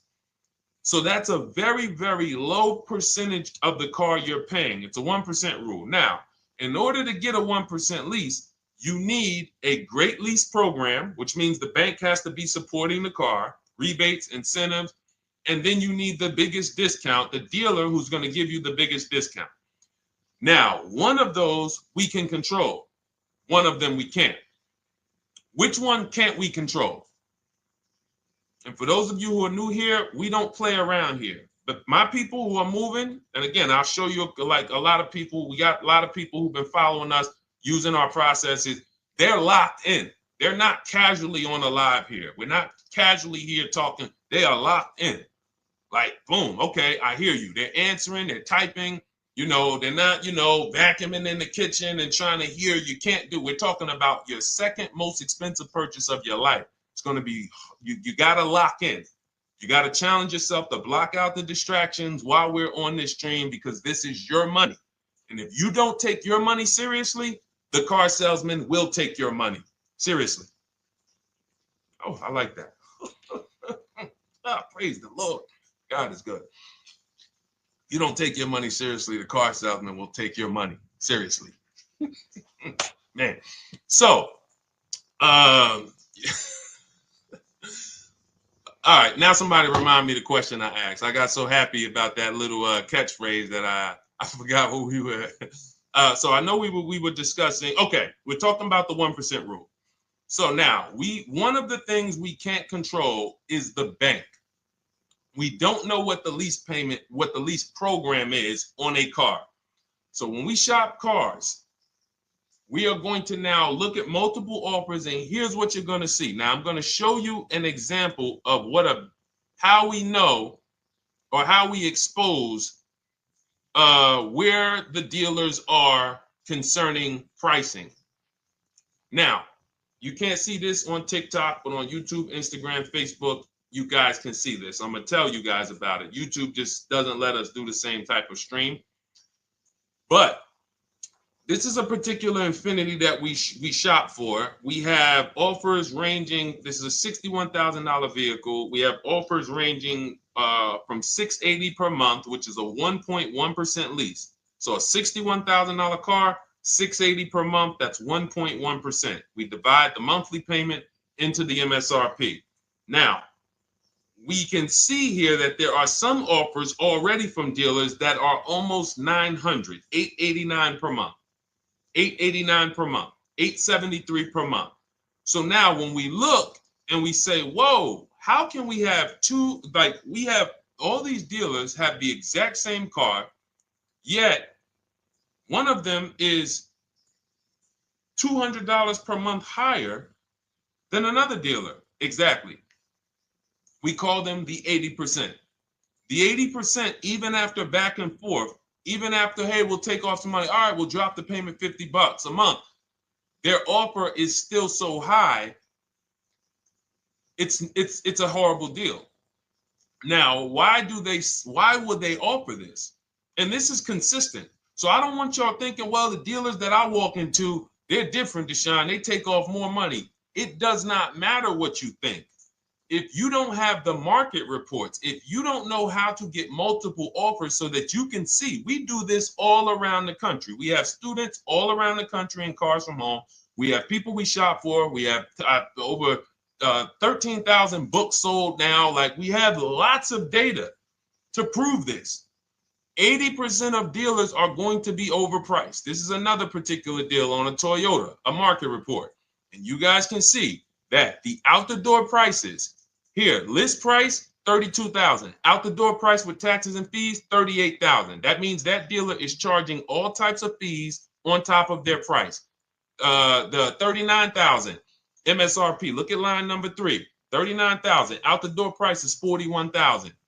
We can see $39,000 out the door includes taxes, includes all the fees. So we can see that these out the door prices in the left, in the right column, are way higher than the MSRP, $35,798.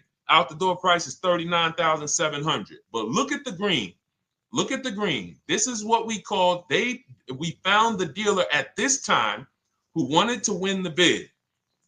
They wanted to win the bid. They needed the car sold. This is a rotation. We don't say to them, wow, they won the bid one time, so they must win the bid all the time. No dealer can win the bid all the time, or they'll be out of business. But in this particular case, at this particular time, for this particular client, this dealer said, we're going to sell this car for that's $35,500, and out the door with taxes and all the fees, $34,994. That is a over $4,000 discount off this vehicle. When all the other dealers are, not only are they not giving you a discount, they're charging over list. And they might come and say, all right, we'll take off $500. We'll take off $1,000. We'll take off $1,500. They might start so high with you guys that you think, wow, they started up here and I talked them down. They took off $3,000 from me, but they already were $3,000 in fake fees, protection plans, and all of this padding, dealer adjustments, which is fake fees. So whenever they say, because the dealer gets a minimum of a 6% profit margin, from list to invoice, we have profit. From invoice to holdback to triple net, we have money. That's all the profit margin. On top of that, when we add a dealer adjustment, what we're saying is we're going to sell this car to someone who does not have the skills to find our competition. And they're going to come in, and if we got to take off $2,000 to make them think they won, this is what we're going to do. But what we do here, what people like Brian is going to do, look, just finalize my first ever lease using your system, 2025 Honda HRV, $30,000 vehicle, $395 a month payment. no money down. His initial quote was $434. He ended up using our calculator, which we have in our book and in our program. If we put all our offers into that calculator, it tells us what to counter. He gets that offer for $395. That's his deal. We look at somebody like Wendell. Look, thank you. It's the least I can say for your book, Cars from Home. We're still in the middle of the process. Just sold our car today, like 10 minutes ago, for 30% above value. Why? Because he got bids. Look, using the insights from your book. I've read the book multiple times and told many people about it because it's that good. It's so intuitive and insightful. We'll be moving to the next step soon, and I'll write again. So now you heard him say we're moving to the next step soon. Step 2 in my book is the equity assessment. That's when we get bids for the car we have. We get bids. You're going to go to, listen, you should never be trading your cars in. Let me ask you all a question. Do we get the most money for you name me one thing that we get the most money for that thing trading it.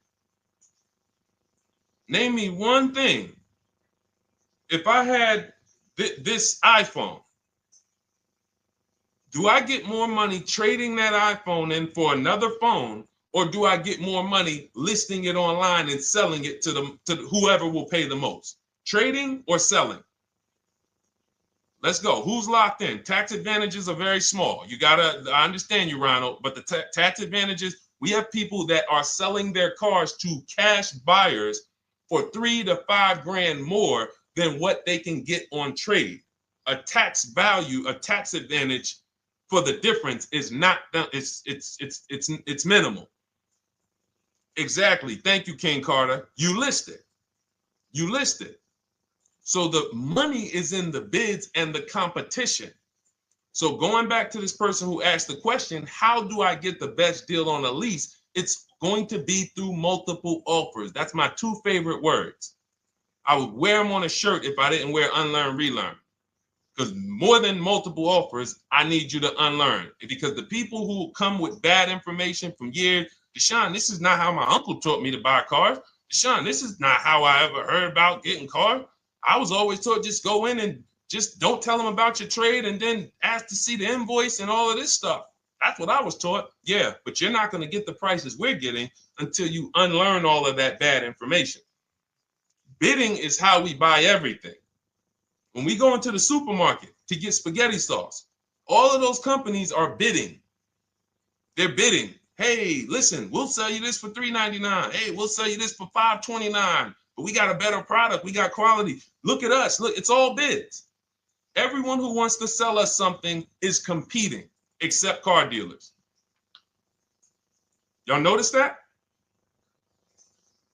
So the mindset that y'all got to have if y'all want to really win and save all of this money and get these huge discounts is I'm going to start purchasing and leasing cars like I buy other things. It's going to be a competition. And I promise you, your whole life is going to change. Your entire car buying experience will change forever. You will be sitting here just like my man Ken, graduated, $585 a month payment, no money down on his Nissan Murano Platinum, $50,000 vehicle. He's paying $585, no money down. $50,000 vehicle. How much would a $50,000 vehicle cost us on a loan if he purchased it? How much would a $50,000? Some of you know every $5,000 is how much per month. Let me see who's locked in. Who's locked in? Every $5,000 is how much per month on a loan. I see you, Daniel Thompson. Check in. Good to see you, Dane. Thank you for breaking it down with complete truth. Keeping eyes wide open to know what to exactly expect. There you go, Dane. Welcome. Glad to have you here. We do not play around when it comes to this. All I want you doing is winning with cars, in love with your deals every time you get a car. All right, nobody knows the 5,000. How much is every $5,000 on a car payment? Come on, y'all. These are principles we've been teaching. Thank you, Daniel. $100. Thank you. $100. So we always want to default to a 5-year loan. I'm going to tell you why. when you default to a 5-year loan, you're in a safe position. Now, defaulting to a 5-year loan means when I look at a $20,000 car, I'm thinking $400 per month. 5-year loan, every $5,000 is $100 per month. If worst case scenario, I'm trying to get a little bit more car, then I'll go to a 6-year loan, but that's the max. I'm not going past a 6-year loan on a car. That's like going to a 40-year mortgage on a house. They're available. It's not a good idea. So when we look at these, you say to yourself, wow, a $50,000 car, that should cost him, if he did no, remember, this is a no money down deal. We're just looking at how much money we're putting in these cars. That car would cost him about $1,000 a month if he purchased it, 5-year loan, no money down. Which is why when people purchase their cars, what do they typically do? Come up with a ton of money, 10 grand, 15 grand, 20 grand, because they're going to pay into that car to try to lower that payment, because that payment. But some of us who don't have the down payment, we're financing most or all of the car. But here's the thing. I don't want you to feel bad if you're one of those people who's like, Deshone, I really don't be having those down payments of 10 grand, 15 grand, but I want to drive something quality. Exactly, I hear you. Here's the bad part about the people who are putting 15 grand down on their cars, but they're breaking the 8-year rule. This is what we call in Cars from Home and everything I teach, the most important question is how many years are you going to keep this next car? If it's not 8, then we don't purchase those cars, because here's what happens with people who go into their bank account, slap $15,000 down in a car, and don't keep the cars 8 years. And if anybody's willing to be honest, they will confirm this right here on the stream. When they go to replace that car in 3 years or 4 years, they literally have a little bit of equity. Maybe they're just breaking even. They're not getting that 15 grand back. It's gone. It's gone. Anyone who puts 10 grand down on a car and then comes back in 3 years, 4 years, all right, I had the car 4 years, 5, listen, I'm going to switch this thing up. They still have a payment. They are barely breaking even. Meanwhile, their payment was 400 or 500, almost double what it would have been if they leased a car, got a below market lease, and they drove a car, no warranty after 3 years, they're driving an inferior product. So if it sounds like I'm here to destroy people from purchasing who are not keeping their cars long-term, that is the goal. Because as long as you are buying cars that you're not keeping 8 years and you buy them, you turn around and you replace them, you are going to continue to spend way more money than people getting below market leases like Ken and like a lot of other people I'm going to show you on the stream. Lots of other people. Look, dealer American Senior Benefits Plan. He's enrolled with us under his company name. Dealer MSRP on this car was $36,300. 2025 Kia Sport X line. MSR, boom, boom, 561. Monthly payment is $400. Use the system back and forth. Got $400 a month on a 2025 $36,000 car. Once we put our taxes and fees in that would be a $700+ payment. $700 payment. He's paying $400. And y'all wonder why people are losing cars. $300 more per month to drive the same car? It's ridiculous. Imagine somebody like you, when you learn, now you're pulling up. I'm going to tell y'all one more story, and then we'll go into some more questions, because you might not remember what I'm saying. So those of you who have the book, you got this for the rest of your life. But you will remember, hopefully, a story. I'll tell you about my neighbor.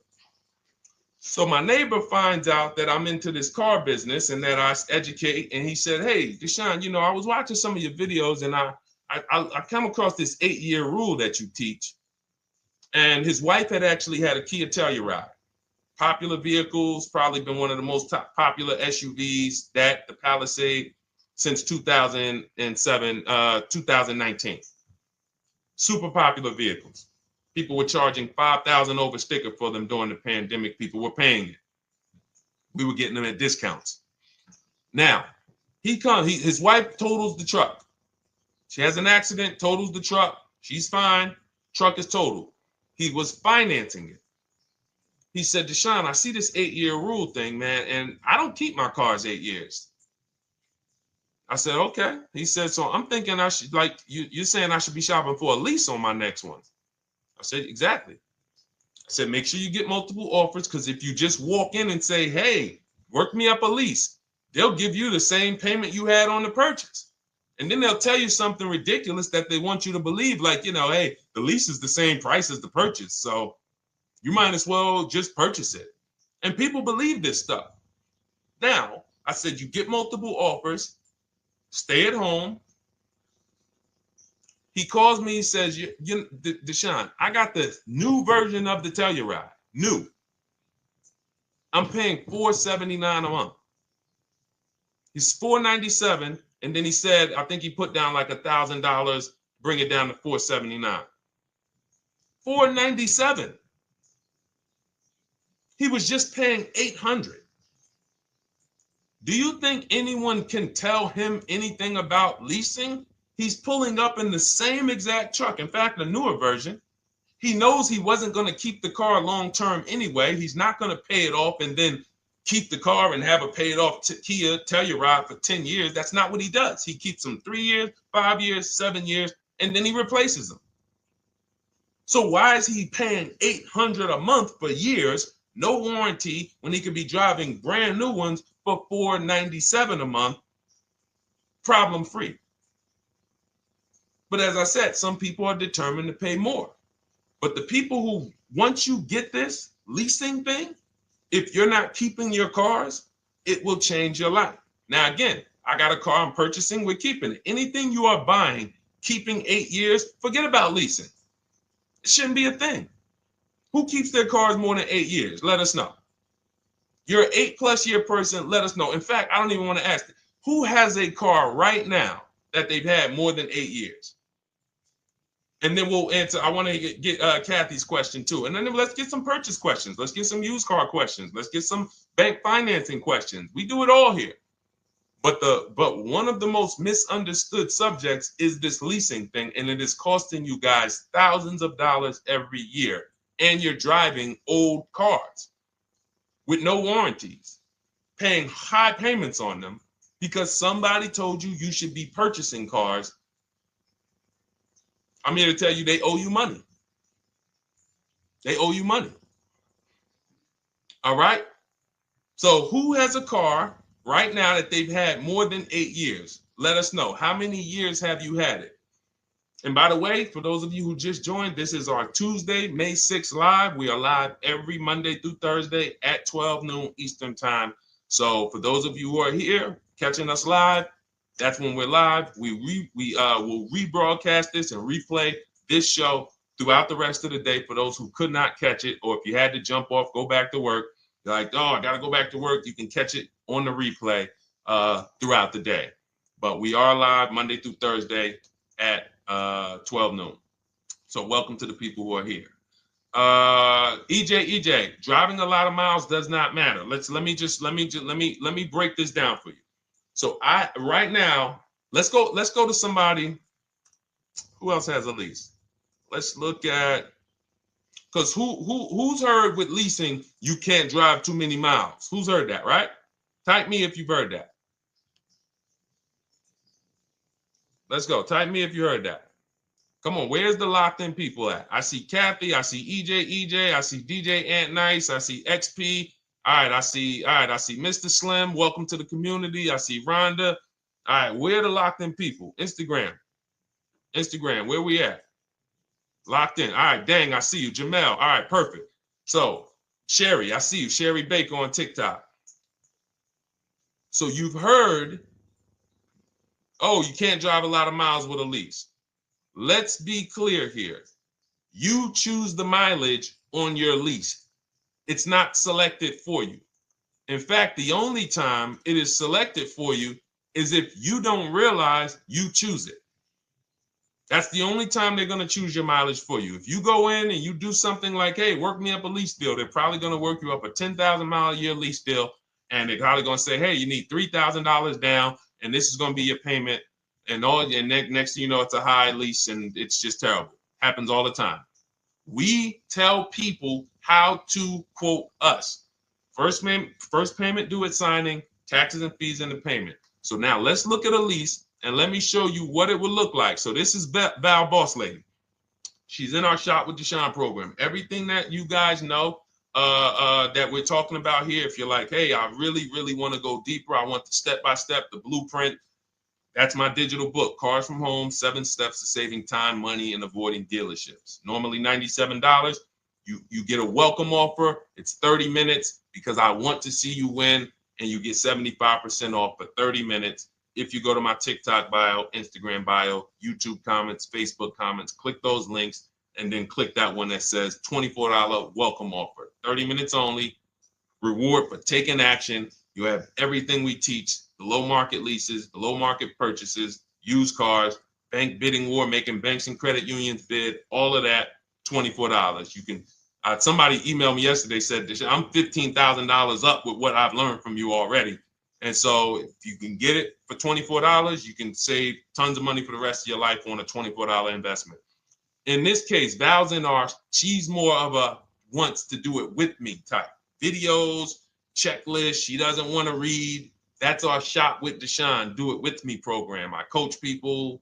And so she gets a deal on this particular car. Same information, by the way. Not better information here than the book. It's just different learning styles. So she gets a $51,000 electric vehicle, 2025, beautiful vehicle. She's paying 1.16.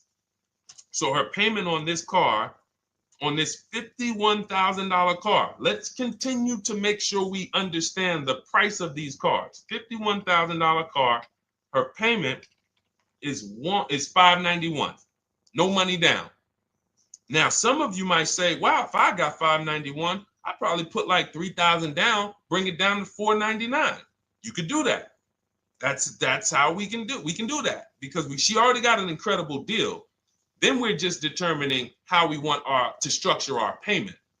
And thank you for everybody sending me gifts. I appreciate you. Thank you for all the badges.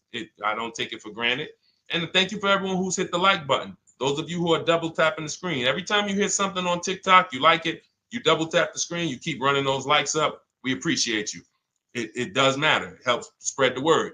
So let's say Val wanted, she's a high mileage driver like EJ. Let's say, EJ, how many miles per year do you drive? 20,000, 25,000? Let us know. I'm gonna show you why. In my book, I have 2 strategies for high mileage drivers. I'll tell it to you guys right now. How many miles a year do you drive, EJ? 25,000, 20,000? Those are both high. Let us know. Or if anybody, else, because, anybody else who's a high mileage driver, let us know. How many miles? 26. All right. Thank you, EJ. So let's just round that to 25 for now. Let's just round that to 25. So let's say instead of her $591 payment for a $51,000 car, now you could shop for a $30,000 car and you can have a 1% payment. If it was, a similar deal, you'd be paying $300 a month. In her case, she has a $51,000 car. She probably wanted a nice SUV that looks beautiful, that some other people are paying $1,000 a month for. She's paying $591. But if she wanted to bump it up to 15,000 miles a year, she'd be paying another $30 more per month. She'd be paying $620. Now, if she wanted to bump it up to 20,000 miles per year, she'd be paying probably another $80-90 per month. So she'd probably be paying $700 to drive 20,000 miles per year. Now, let me tell you guys, because some of you guys who are like, yo, man, those payments are high. We're talking about $50,000 cars here. So if you were shopping for a $30,000 car or $35,000 car, naturally, if we took the same exact numbers, let's take a $35,000 car, 1.16 lease. That's a 406 payment, probably $399. So now, in order to go, and let's say you're a high mileage driver, just like EJ, you want to add another 15,000 miles to your lease. You're probably going from 400 to 550 or 575. But you have all the mileage you need. And here's the beautiful thing about that. If I'm paying $175 more per month, but I get all the mileage I want, and when I drop this thing off, I get a new one, I don't have to worry about negative equity, and I put no money down. That is way better than what most people are doing out here, what everyone's doing. Because I'm gonna tell you what most high mileage drivers do who don't put money down. They will go in, buy a car, take a super long loan, 6 years, 7 years, just so they could afford the payment. Now, here's what happens. They drive the car, they put 25,000 miles a year on it. They come back in 3 years or 4 years, and they say, wow, I got 100,000 miles on this thing already. Let me go and swap out the car. What situation are they in at that point, guys? You put 100, you got a 6-year loan, average loan. You drove 25,000 miles per year. You put 100,000 miles on the car in 4 years. You come back, you still have 2 years of payments left. 15 grand negative equity. I used to see it all the time. Thank you, I am rich. Locked in on Instagram. I see you. Locked in. See it all the time. Every car salesman who has dealt with a normal 25,000 mile high mileage driver that does not keep their cars sees it all the time. They come in, yo, man, what you do for a living? Man, yeah, I do DoorDash, I do Uber. Oh man, I work in sales. You know, I'm on the road a lot. You know, I'm here. You know, all right, I want to replace this thing. I got like 110,000 on it. Okay, you still got a loan on it? Yeah. All right, we already know you got negative equity. Then we appraise the car. All right, the car's worth like 7,000. How much you owe? Man, you owe 19,000. All right, well, what can I do? Can you get me into something? Roll that loss all the way over. On top of that, you finance the car, so your payment is high. You finance the whole car, so you're paying a high payment compared to if you had leased, just literally shop for your leases, added your miles to the lease that you needed. You're paying $175 more per month. You got a brand new car. And I'm going to tell you, I did not make this up. I learned this from someone. A lot of what I'm teaching you, I learned from my clients when I was in the dealership. This guy, I worked at Hyundai for six weeks. Man, this dealership, the owners got indicted. I got out of there.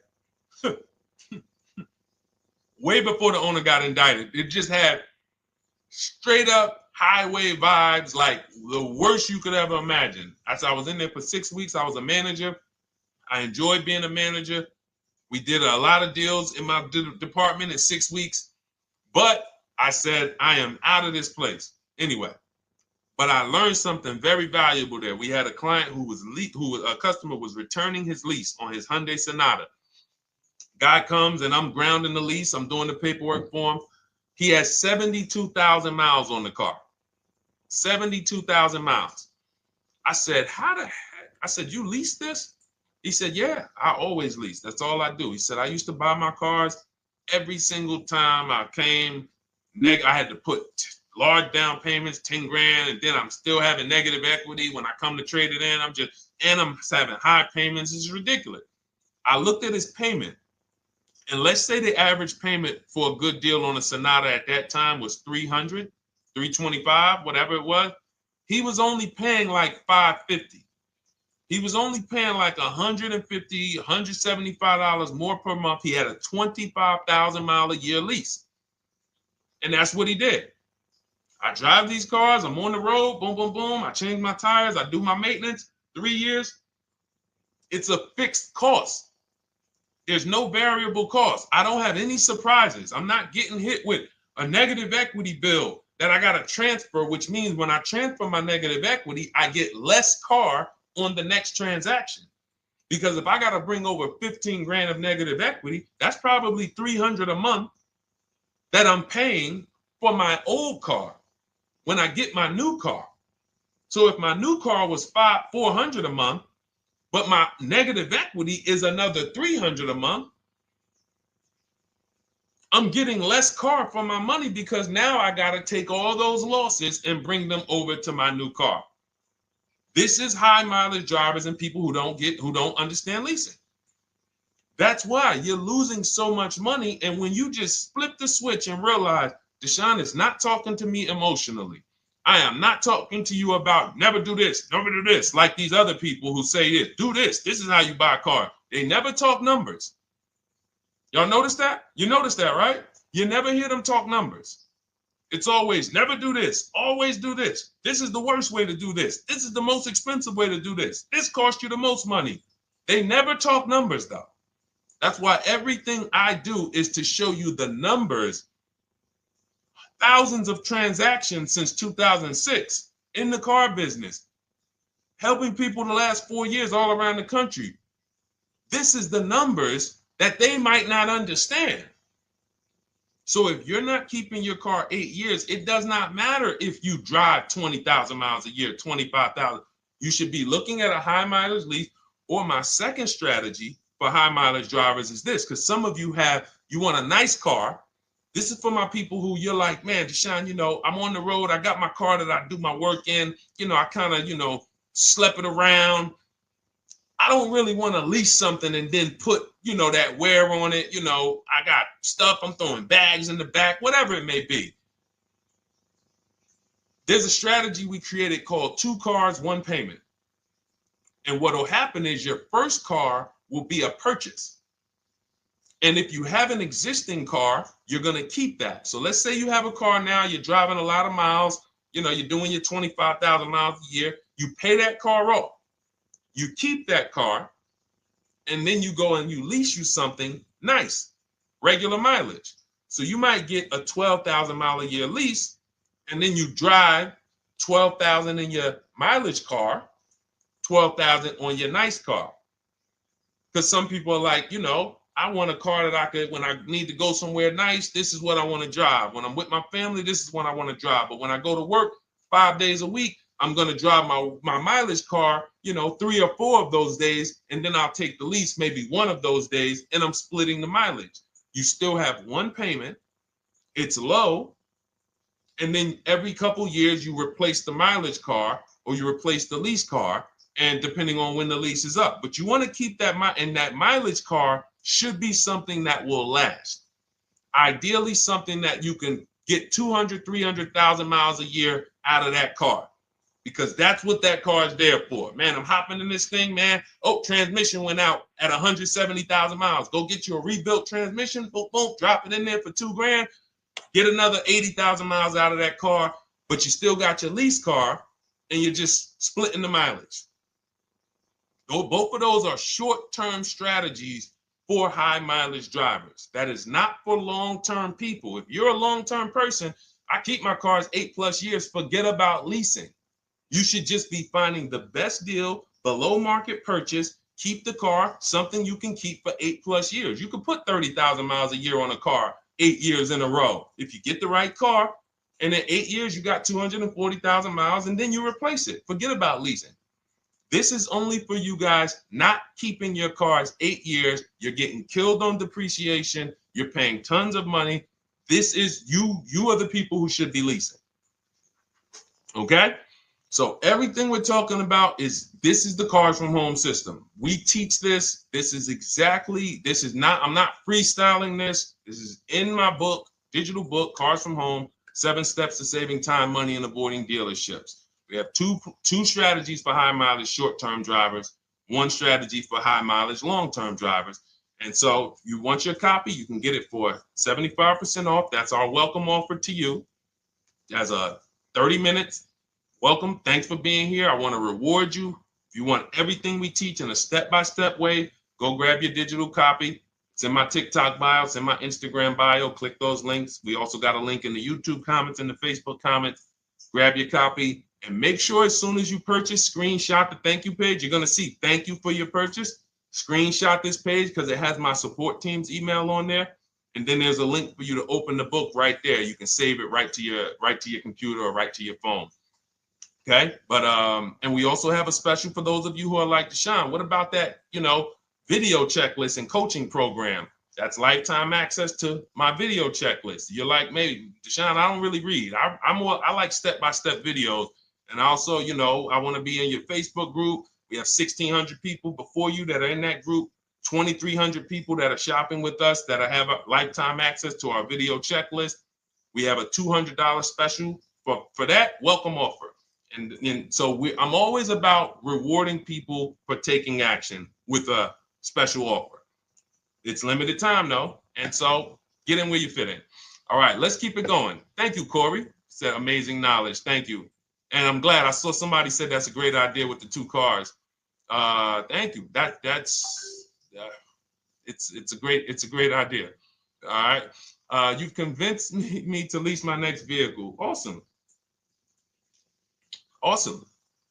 Does your service shop for lease terms on the car? Absolutely. If you qualify for done for you, that means you just want to relax. That means we only shop for new cars and leases for people, new purchases and leases. And you have to have a FICO score over 670. But yes, here is a market report that we prepared for a client. Let me put on do not disturb. Here's a market report we prepared for a client. Okay, so I showed you that that's an affinity. We didn't even finish that. We had just started for this client. But this is, do I have one here? No.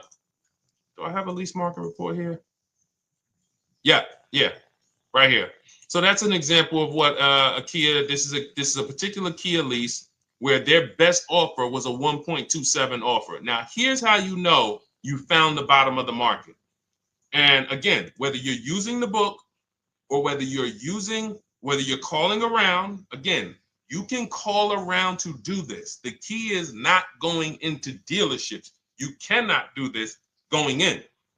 Once you get your offers, you know you found the bottom when your best offer is between $150 to $200 less per month than your worst offer. And if you're purchasing, you should see a spread of between $3,000 and $5,000 minimum between your best offer and your worst offer. That's when you know you've shopped correctly. Because until you find the 80% dealers, you have not shopped correctly. If you're like Deshone, these prices still seem close. You have not found, you're talking to the 80%. You haven't found the 20% yet. Because the 20% is going to be that $3,000 to $5,000 less than the 80%. That is just the numbers. That's the way it works.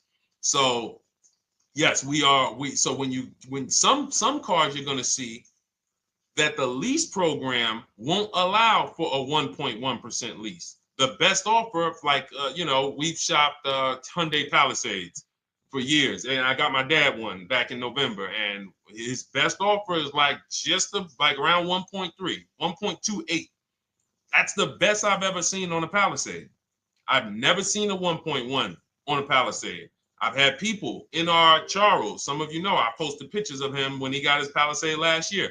We clear out the old pictures because we got a bunch of new people with 2025. So we're not going to sit here and talk about 2024s anymore. We got Ken, we got Melissa, we got Sheree, we got a bunch of new people, just Ralph.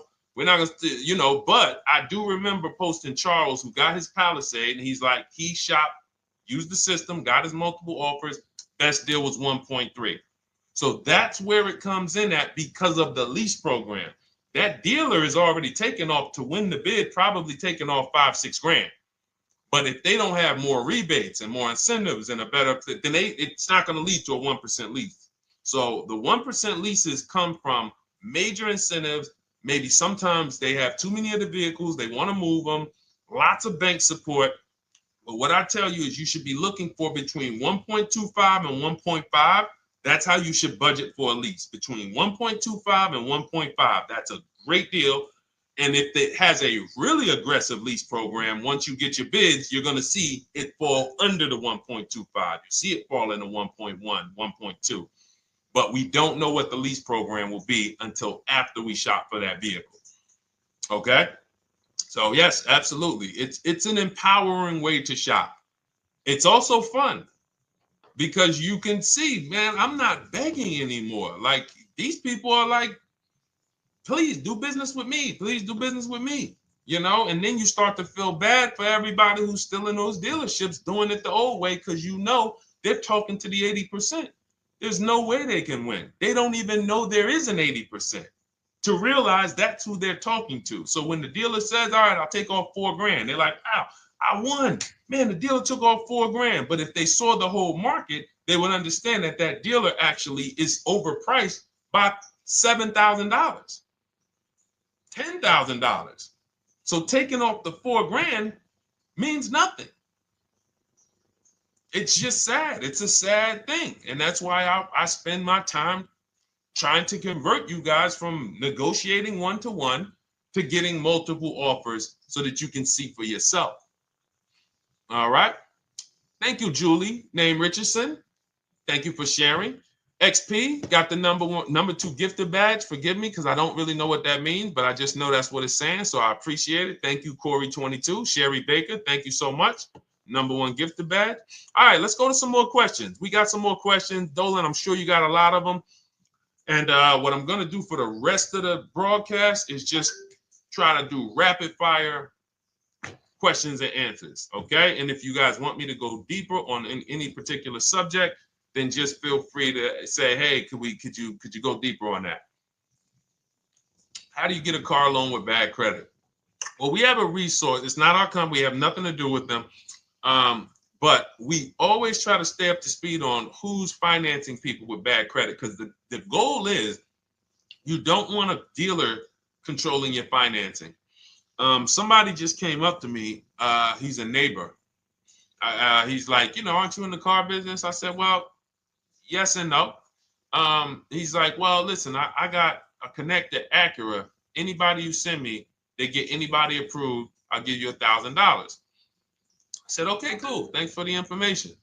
For them to give me $1,000 just for sending the customer, and he's also a middleman, he's not a salesman, how much money are they making on the customers? If they're going to give me $1,000 just for sending someone with bad credit to them, how much are they making on the deal? Arms Reach, congratulations. Just got my book. You use it when, please send me your email testimonial. Well, as you use it, just as you do your equity assess, everything, email me. Congratulations. How much are they making? We can imagine, right? If they're giving me $1,000 just for bringing them the customer. So this is what happens when you let the dealership control the loan. Because why do we separate? All right, I'm gonna break something down I call the 3 pillars of great car deals. Three pillars. You can't get a great car deal without maximizing each pillar. And some of y'all that have been with us for 3 years, y'all already know the 3 pillars. First, who you buy your car from. Second, who you get your loan from. Third, who you sell your old car to. That's 3 separate transactions. The car business has trained you guys to give them all 3. All 3. The car business has trained you guys to give them 3 transactions. Anytime you purchase the car, who's done this? Be honest.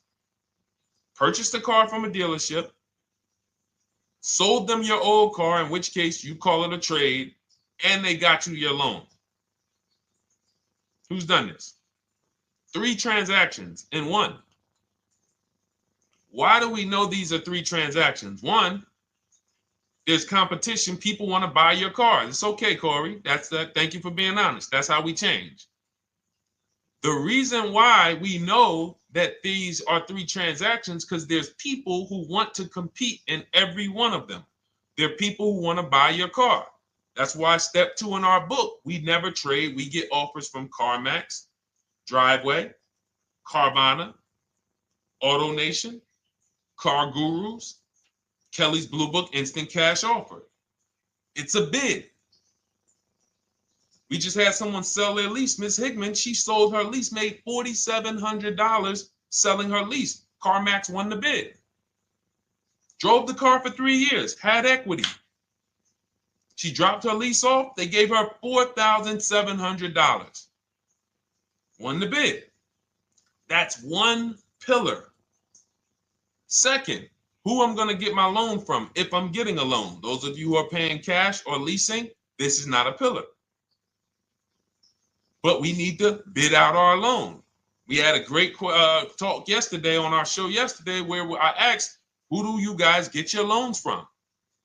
Most people said the bank, the credit union, the dealership. One person said the right answer, whoever gives me the best APR. That's the right answer. And then we have who we buy our car from. There's banks and credit unions that want to compete for our loan. There's multiple dealers who want to compete to sell us a car. So we can't get a great deal until we have bid out each pillar. And that's why when we have bad credit, if we let the dealer now control, this dealer has a car. We didn't bid out that car to find out, is it a great price? Now they're also giving me the loan and they're charging me 25%. We didn't bid that out to see, is that the best loan I could get, even with my bad credit? Is that the best loan I can get? So the key, what you want to do first, if you have bad credit, is I'm online looking for anyone who will finance me with bad credit separate from the dealer. I'm not going to Carvana.com and saying, hey, you can get a car with us you can get a loan with us as long as you buy a car from us. You're mixing the transactions. You're taking away my ability to get bids. I'm finding someone you should check out. There's a resource. Oh my goodness, what's the name of the company? It's in my book, but I want to give it to you. Goodness, it's slipping my mind right now. Send me an email or a DM, because here's the thing. If you use just that part and get the loan funded, but you don't know how to bid out everything else and structure your transactions, and are you keeping the car 8 years? Because if you're not keeping the car 8 years and you're like, Deshone, I hear you talking about leasing. I'm not keeping my car 8 years, but my credit's not good. The only purpose, if you telling me that I could be driving brand new cars for cents on the dollar, but I don't qualify right now, this car that I'm going to get is to set me up. So I'm not going to get a $30,000 car. I'm going to get me a $12,000 car, $10,000 car, the cheapest car I can get a loan on, so I can establish a payment history. And once I establish a 2-year payment history, yeah, I'm going to drive a car less than what I could drive. I got the money. I could afford more than this. But you're not setting yourself up for the right transaction. You should be setting yourself up and saying, all right, I'm going to sacrifice with this car, drive something that I know this is not my ideal car, but I'm going to build 2 years of payment history. So when I go and I swap into my lease in 2 years, I'm out with a brand new car. I'm paying cents on the dollar, and I won. But it was a plan. It was a long-term plan. This is the second most expensive purchase of your life. You can win every single time, or you can lose and set yourself and your family back 5 to 10 grand each car or more. Every time you get a car, it's 5 to 10 grand more you're coming out of your family's bank account than what could have. Then you got the car breaking down. Now you got tow trucks, all because you don't have an actual plan you're rolling out. And that's what I see a lot of people do with bad credit. Oh man, I got bad credit. I'm just going to go and get me something. I could afford $600 a month. And they go and buy the most expensive car. But because 25% interest is on the loan, they're not getting the most car for their money. Now, 3 years down the road, they're going to pay the high payment, still have negative equity because the interest is so high, and then they go and swap and do it again. And because the payment's so high and the car is older, because they want something fancy, but they really can't get that because, again, the interest is high. That's eating into their budget. Now they're going 3 years down the road. They missed 3 payments. They were late 3 times, so they're no closer to leasing. Credit's still bad. This is disaster. So if you're a long-term person, I break it down for you guys into two groups of people: long-term, short-term. Long-term high mileage driver, short-term high mileage driver, different plan. Long-term bad credit person, short-term bad credit person, different plan. If I'm a long-term person with bad credit, here's what I'm doing: finding the absolute best car I could find, getting bids, either new cars or used cars. We got the strategies for both. You can use the marketplaces, cars.com, Car Auto Trader. We got a whole strategy for how we find used cars, but you find that car, you pay your loan of 20%, 19%, 18%, if that's the best you can get. Because here's what you're going to do. In 2 years, you're not swapping into a lease. In 2 years, you've established a payment history, you fixed your credit, and now what are we going to do? You got a quality car. You're not thinking about trading it. You're not thinking about replacing it. You're like, man, this is my car. It's a great car. I'm just paying daggone 20% interest. What do I do now after 2 years? Now that my credit is good because I got a quality car, dependable car, I'm focused on fixing my credit over 2 years. What am I going to do after 2 years? Anybody?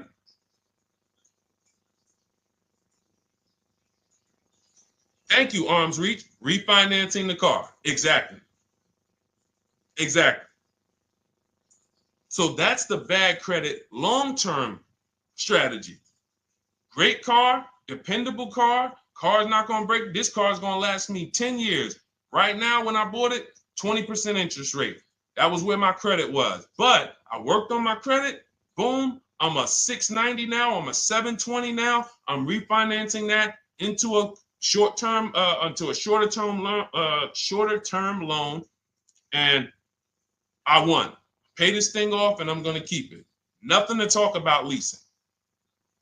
Leasing only comes into play where the 8-year rule is concerned. I'm not keeping this next car 8 years. I should be setting myself up to lease, or I should be leasing. That's how I'm going to save the most money, keep the most money in my bank account, have the best car. Not even close. Not even close. All the wins for the purchasers are after 8 years. People who are like, man, Deshone, I got a car, man. I had this thing 12 years, man. It's been paid off for 6 years. I ain't had a payment. I love it. Long-term purchaser. You won. You won. Who's in that situation? Who has a car outside that they've had for more than a decade? Paid off. You can give it to your son. You can give it to your daughter. It's an extra car. That's purchasing. That's the wins. That's what we call the reward stage of purchasing. But you got to get there. All right. All right, let's go. A lot more questions. We got probably another 20 minutes we'll stay on, so let's keep it moving. But again, Lend Buzz, that's the company. Lend, Lendbuzz.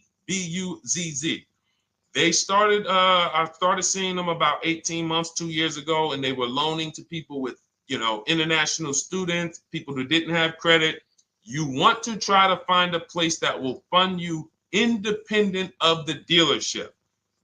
That is what your goal is at all times. Independent of the dealership. Here, you qualify based on your income and your credit. You qualify for $18,000. Go find a car now. That is what you want. You don't want people mixing the bank loan with the car and two pillars that they are controlling. We're controlling the price of this car. We're controlling your interest rate. We don't want that. Yep, exactly, Cindy. For those who just joined, this is our Tuesday, May 6th live. We do these lives Monday through Thursday at 12 noon, so you can tell your friends, family.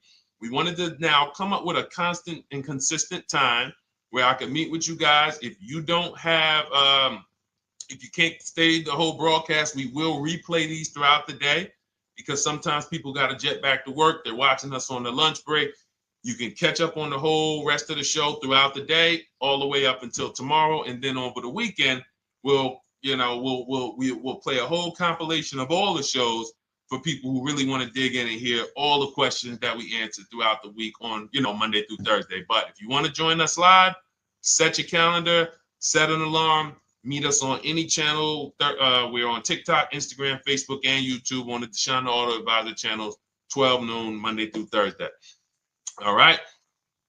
Let's go. Next question, Dolan. All right. What are your thoughts on purchasing used versus new? It's a great question, Kathy. For me, it's a matter of budget and values. It's only a matter of values if you can afford both. So if you can get everything you want in a new car for your budget, everything you want, everything that you need, and you can afford it in a new car, you have the option to choose both. So it becomes a matter of values. In my book, I teach, are you a person who's like, I want to reward myself. I only get a new car every decade. I'm going to keep this thing 10 years. I want the latest and greatest. Therefore, I'm going to shop and get the best offer, get me a below market purchase. Because y'all notice I always put in a caveat of a below market purchase, below market lease. That's all we're talking about here with Cars from Home. That's all we're talking about. You need to, every purchase you make or lease you get, you want it to be a below market lease or purchase. So now, if I could afford both, is it I'm going to reward myself with a new vehicle, or do I have these other values where I actually want to knock 20 to 30 to 40% off the price to get even more for my money? So that's really up to you if you can afford both. There's no right or wrong there. It's a matter of, like I said, the values. Now, some of you once you look at your budget, I have a tool in my book and in our video checklist, the coaching program called the Perfect Budget Calculator. We invented this. So it's not on Google. You'll hear a lot of the stuff, almost nothing we teach. You're like, if you ever go to look for it, the 8-year rule. No one talks about it. We created it. This is our intellectual property that we created to teach you guys to create these boundaries, the rule of 72 and the 10th birthday, 1.5% rule for overpaying for leases. These are all things that are absolutely proprietary to Cars from Home. But one of them is this Perfect Budget Calculator. Sometimes when we're factoring budgets with most calculators, they don't include fees that we know dealers have. And I'm talking about legitimate fees, tax, documentation fee, motor vehicles. So we're putting our budgets together, but we always get caught out there. Who's had that happen? You got it all figured out. You get to the dealership, you bought the car, and they're like, well, what are you going to do with the fees? Because you got $3,000 in taxes and fees. And you're like, whoa, where'd that come from? Sometimes they're lying and sometimes it's legit. But none of these calculators factor in the fees and everything like that. So we created this Perfect Budget Calculator that does. But here's the thing. Once you find out what your budget is, even if you're budgeting with a normal calculator, just add a couple thousand to account for the taxes and the fees. But you might see, I can't get everything I want in a new car for this budget. Everything I need, I can't get for this $24,000, in which case I need to go and look for a pre-owned one. So that's why I said, in reference to your question, Kathy, what are my thoughts on purchasing used versus new? It's a matter of values and budget. Budget first, because budget will determine if you can afford both and get what you want. But if you can afford both and get what you want, then it's a matter of values. Okay? So again, everything we're going over is in my new digital book. It's called Cars from Home, 7 Steps to Saving Time, Money, and Avoiding Dealerships. It's 5-star rated. Thank you to everybody who has taken the time to rate it and review it on Goodreads.com. It means a lot. And we can't continue to get this information out without you guys. So we appreciate you. And you can get your copy instead of $97, you can get your copy for $24 as part of our welcome offer. So that's 75% off. If you go to my link in my TikTok bio, Instagram bio, the YouTube comments, and the Facebook comments, we have a link there for you guys. And you can grab it. It's a digital book, so you don't even have to wait. It'll be in your inbox by the time you jump off the stream. But make sure when you get it, you screenshot that thank you page, because it has my support team's email. Sometimes you may be rushing, you're trying to get back to the stream and you type your email in wrong. Also, as soon as you purchase, the link to open the book is right there. So it'll say open the book below. You can save it to your computer. but I would rather you get it for $24 than $97. Although we've sold a lot at $97 because people feel it's worth every dime. You're going to save thousands and thousands of dollars for the rest of your life using what's in the book. Your first transaction, you probably save $4,000 to $6,000 to $8,000 depending on the car. So $97 is great, but $24 is even better. All right. And for those of you who have a different learning style, you'll see in there, shop with Deshone. You're more of a do it with you person. Do it with me, Deshone. Okay. We have lifetime access to shop with Deshone, and I coach you personally for 6 months. So we jump on Zoom calls twice a month. And some of you who may qualify for done for you, just do it for me. If you qualify for that, we have a welcome special for that too of $300 off. So get in where you fit. And those of you who are new or you're like, Deshone, I like what you're talking about, but I still don't trust you. You can start with our free cheat sheets.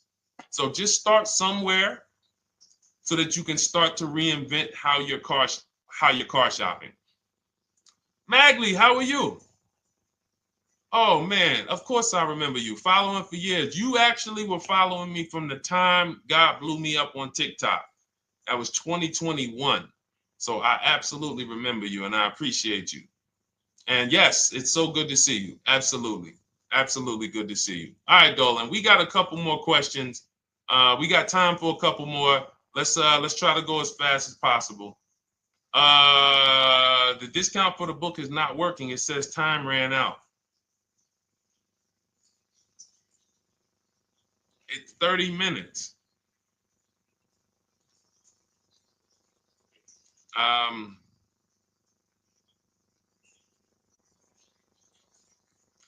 don't know. I don't know. Y'all help me out. I don't know what to do with that. I'm sorry. If the welcome offer for $24 was not really 30 minutes, then that means I'm just lying to you. You know what I mean? I'm just like, oh yeah, it's 30 minutes, but come back in 2 hours and it'll still be, you know what I mean? It's, start with the cheat sheets. You know what I'm saying? Like start with the cheat sheets. Get yourself your free cheat sheets, and start there. And when you feel better about working with us in some capacity, you go to the next step. Start with the free cheat sheets. All right, let's go, Dolan. So I'm a new driver. Should I be looking to be an 8-year person or a lease person? Well, I'll tell you this. I got 3 young adults.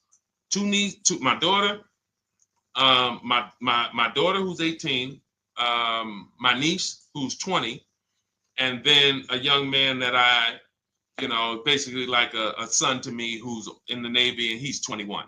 Well, he'll be 21 this year. So he's 20. Now, they all called me in the last 3 months because my daughter's getting her license. My daughter didn't call me. She's getting her license in the next, in June. And we've all talked about this. How should I get this car? Now, my situation when I was 22, I'd already bought a $500 Mitsubishi Eclipse. Transmission went out on me probably after 6 months.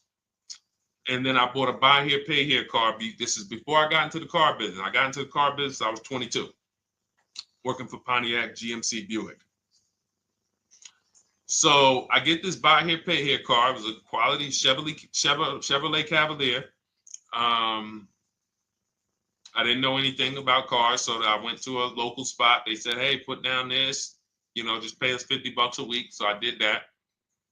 But 22, I had my daughter, and my boss says to me, hey, why don't you lease something? And I was already selling cars, but I just didn't think, could I even, qualify for a lease? I don't even know what I was selling them, but I'm just literally doing what most salesmen do. All right, he wants to lease. All right, what's the payment? Yeah, tell him it's this. All right, perfect. They said it's that. Oh, that's a little too high. All right, they said it's a little too high. All right, so that's what I was doing. I didn't really understand anything. That's most car salesmen. So I end up getting a Pontiac G6. I'm 22. I paid $256 a month. Now, it would have been less, but I didn't get a tier 1 approval because I didn't have, I think my credit was like mid sixes at that point. And you know, you really want to be over 670 to get most of the tier 1 approvals. But it would only raise my payment maybe 25 bucks. Wasn't a lot. Now I'm 22. I'm driving a brand new 2007. It's still 2006. 2007. I'm pulling up, brand new car, full warranty, $256 a month. At the same time, I have a friend, got a vehicle, Toyota, financed it, went in. She had, you know, we had our, she had a young child, a little older than us, maybe 1 or 2 years older than us. And then she goes and she purchases a car. $500 a month. She didn't get ripped. That's what a $20,000, $22,000 car costs. She got a Corolla. $500 a month. We're 22. Plus insurance. This is enough to break a young person, young family. I'm paying $256. She's paying $500. That right there. When I tell people that story, it's amazing to me how many people will say, Deshone, when I got my first car, my parents took me out. We financed this car. We financed this. I was paying $400, $500, $600 a month. Whether the parents were paying some of it, or they were paying some of it, or they were paying all of it. Thank you, Kathy. Appreciate you sharing. So this is what all of them, all three, well, 2 of them. I don't know about the young man.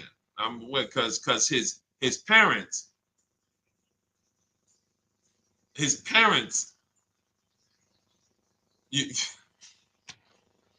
I'm not going to override your parents. And if your parents tell you that they think you should buy a used car or buy a good, then okay. But I'm just telling you, when you see my daughter and you see my niece pull up in brand new cars and they have low payments and they don't have to worry about getting stranded on the road, hey, call the tow truck. Do we still have a warranty on this thing? So I would be telling, again, 8-year rule. Because if I've had young people in their early 20s who are like, I'm not even into cars. Like, I'm going to buy this and I'm going to keep this car. Like, I'll keep it 8, 10 years. I don't. And I've had some people who they know when they get a better job, when they move to this, they're going to start a family. They're probably not going to keep the car 8 years. So it still goes back to the 8-year rule. Always. Always. Most young people, most people should be leasing their cars. That's how I did very well throughout my 20s. Praise the Lord, because I did not have high car payments. I didn't have cars breaking down on me where I had to be like, oh man, couldn't get to work today. Not many 20-year-olds, 23-year-olds are keeping cars 8 years. So when you're putting them in used cars, you're really setting them up for failure in a lot of cases, compared to if they were just leasing, getting look, because some people be like, wow, are $300 car payments still out there? Oh yeah, they're still out there. Just you just are shopping for the right car. I know India had her look, Rosalie, she's in our Done With You video checklist and coaching program, like Cars from Home. She's, you know, this is our Facebook group she's commenting from. 3 vehicles she got, all for her sons, all of them. A Nissan Rogue, $399 a month. That's a $36,600 car. She got a Mazda CX-30. That's a $28,200 car. Payments $339 a month. $339 a month. And then she got a Mazda CX-50 for her other son, $40,000. On top, we haven't even talked about the equity and leases and selling leases and, you know, really maximizing the equity, because she said she got $6,700 selling 2 of the old leases. $6,700. Drove the cars for 3 years, had equity, bid it out, sold 2 of them, $6,700. You're probably like, Deshone, I didn't even know you could sell a lease. My question is, how much has that cost you? So when you're looking at investing in anything we're doing, be it my book, be it Shop with Deshone, our video checklist and coaching, be it our Done For You program. One thing that we do covers everything. Your first deal, if you're moving, you're gonna be like, shoot, I got everything I just invested back times 10. That's what we hold ourselves accountable to. Just her equity alone, she made $6,700 selling 2 cars. Didn't even know I could sell leases, and I just put $6,700 in my pocket selling 2 leases. Whoa. So $300 payments. Those would be perfect cars for young people. $339, that's with no money down. Imagine if she wanted to put another $2,500 down, bring the payment down to, $275. This is the way to be moving. And those of you who are getting this, are you getting this? If you're getting this, type some dollar signs. Who's getting this? Who's getting this? Type dollar signs in the chat. Who's getting it? Let's go. Who's locked in? All right. I see you, Mario. I see you, Dane. I see you, Terry Carter. I see you. Who's getting this? Who else is getting it? Who else is locked in?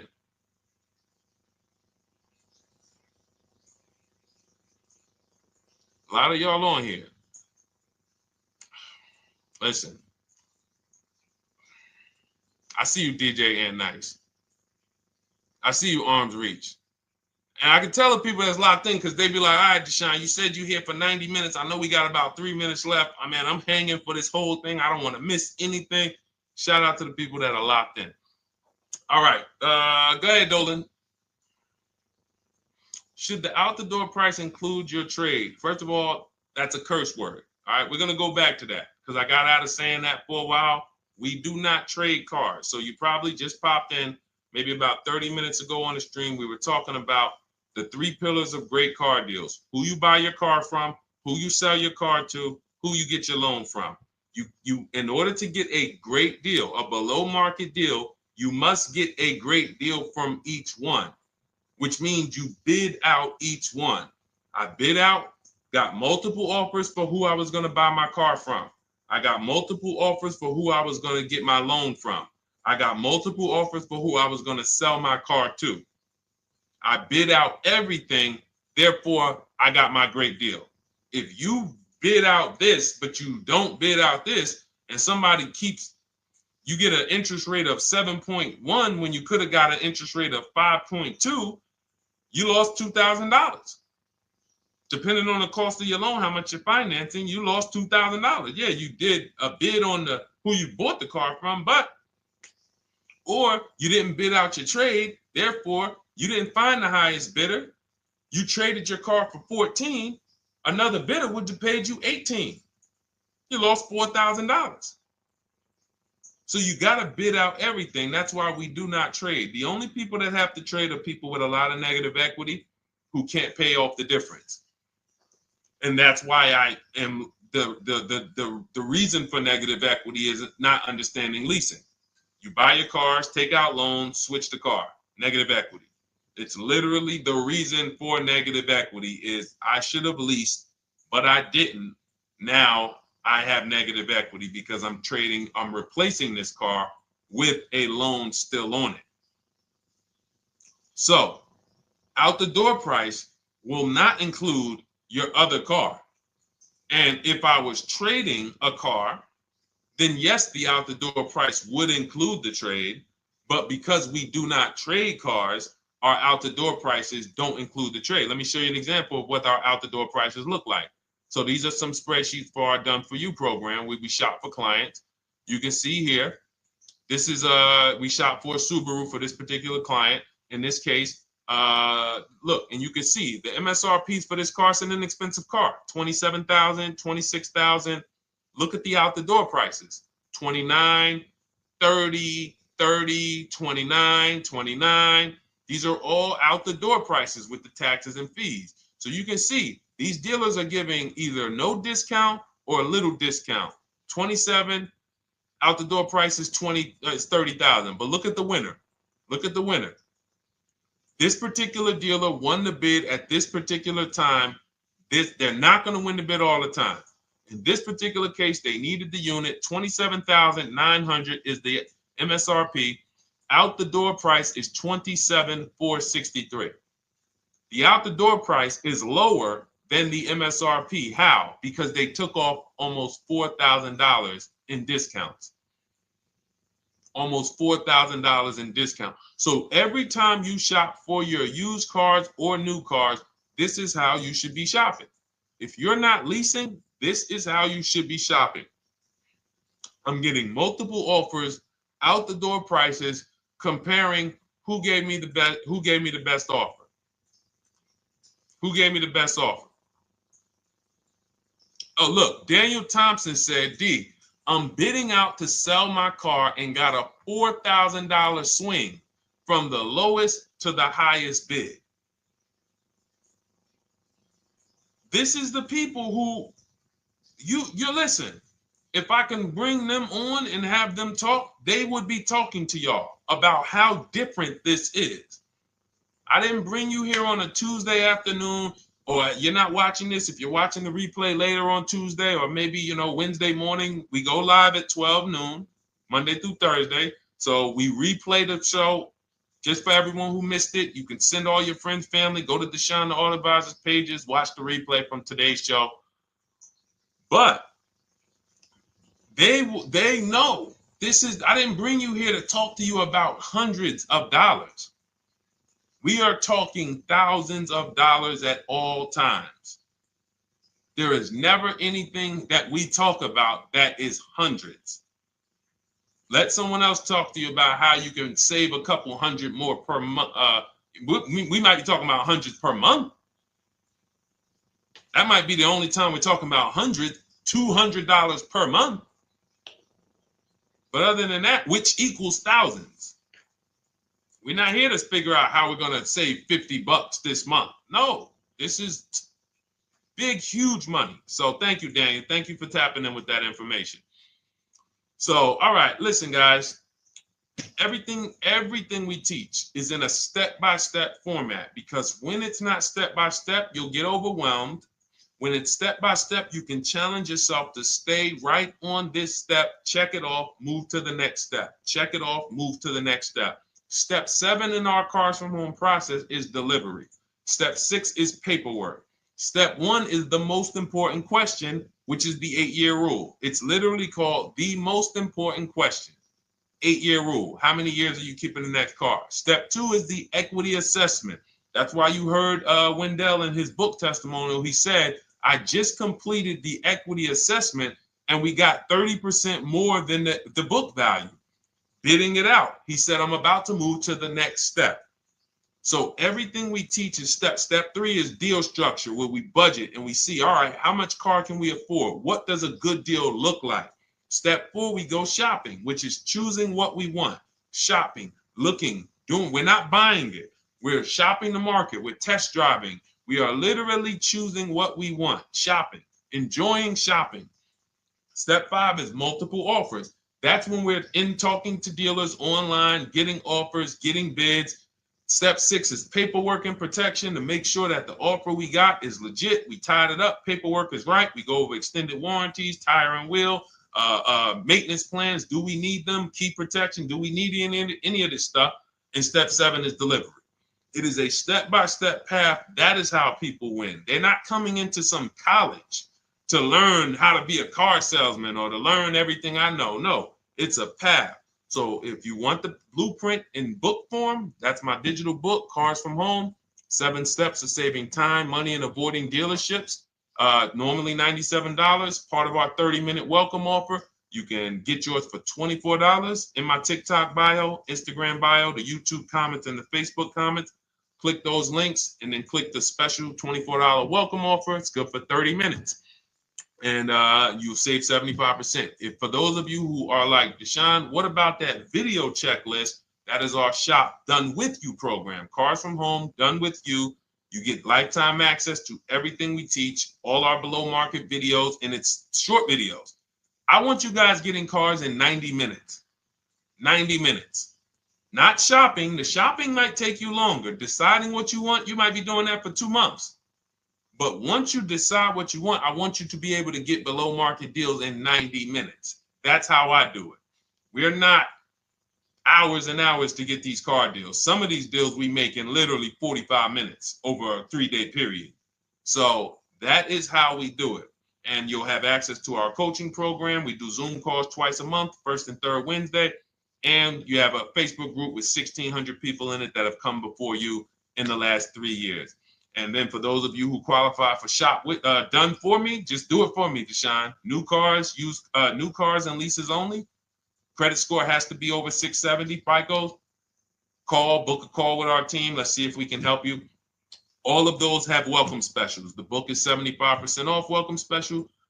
Shop with Deshone is $200 off welcome special for 48 hours. And done for you is $300 off for 72 hours. All welcome specials for people to say, all right, I'm taking action. I'm going to take advantage of a lower investment for taking action immediately. And for those of you who you're still new here, you're like, Deshone, I like the information, but I need to get, can I get some free advice first? Let me test out some free advice. You can, of course, go download our cheat sheets, and that's there as well. All of that is in the Cars from Home Toolkit. So always a pleasure. We will be back tomorrow, 12 noon. Please mark your calendars, tell your friends, bring a friend, and we'll continue to, we'll continue to do what we do and try to make sure you guys have everything you need to win every car you get. I want you sending pictures with the numbers. You know you've done it right when every car you get, you have pictures with the numbers. You know people who purchase cars all the time, all post their pictures. Hey, had to upgrade. Oh, just got this. Hey, had to treat myself. Oh, watch it now. But you never see the numbers because they really are not confident in the numbers. They don't want to talk about the numbers. Everybody who shops with us, whether you're getting our book, whether you're using our stuff, and sometimes people who they piece together my social media videos and they'll get it done. But they are sending the numbers. Look at what I paid for this car. Not only did I get a great car, but look at the deal I got on the car. That's when you know, all right, you understand this thing.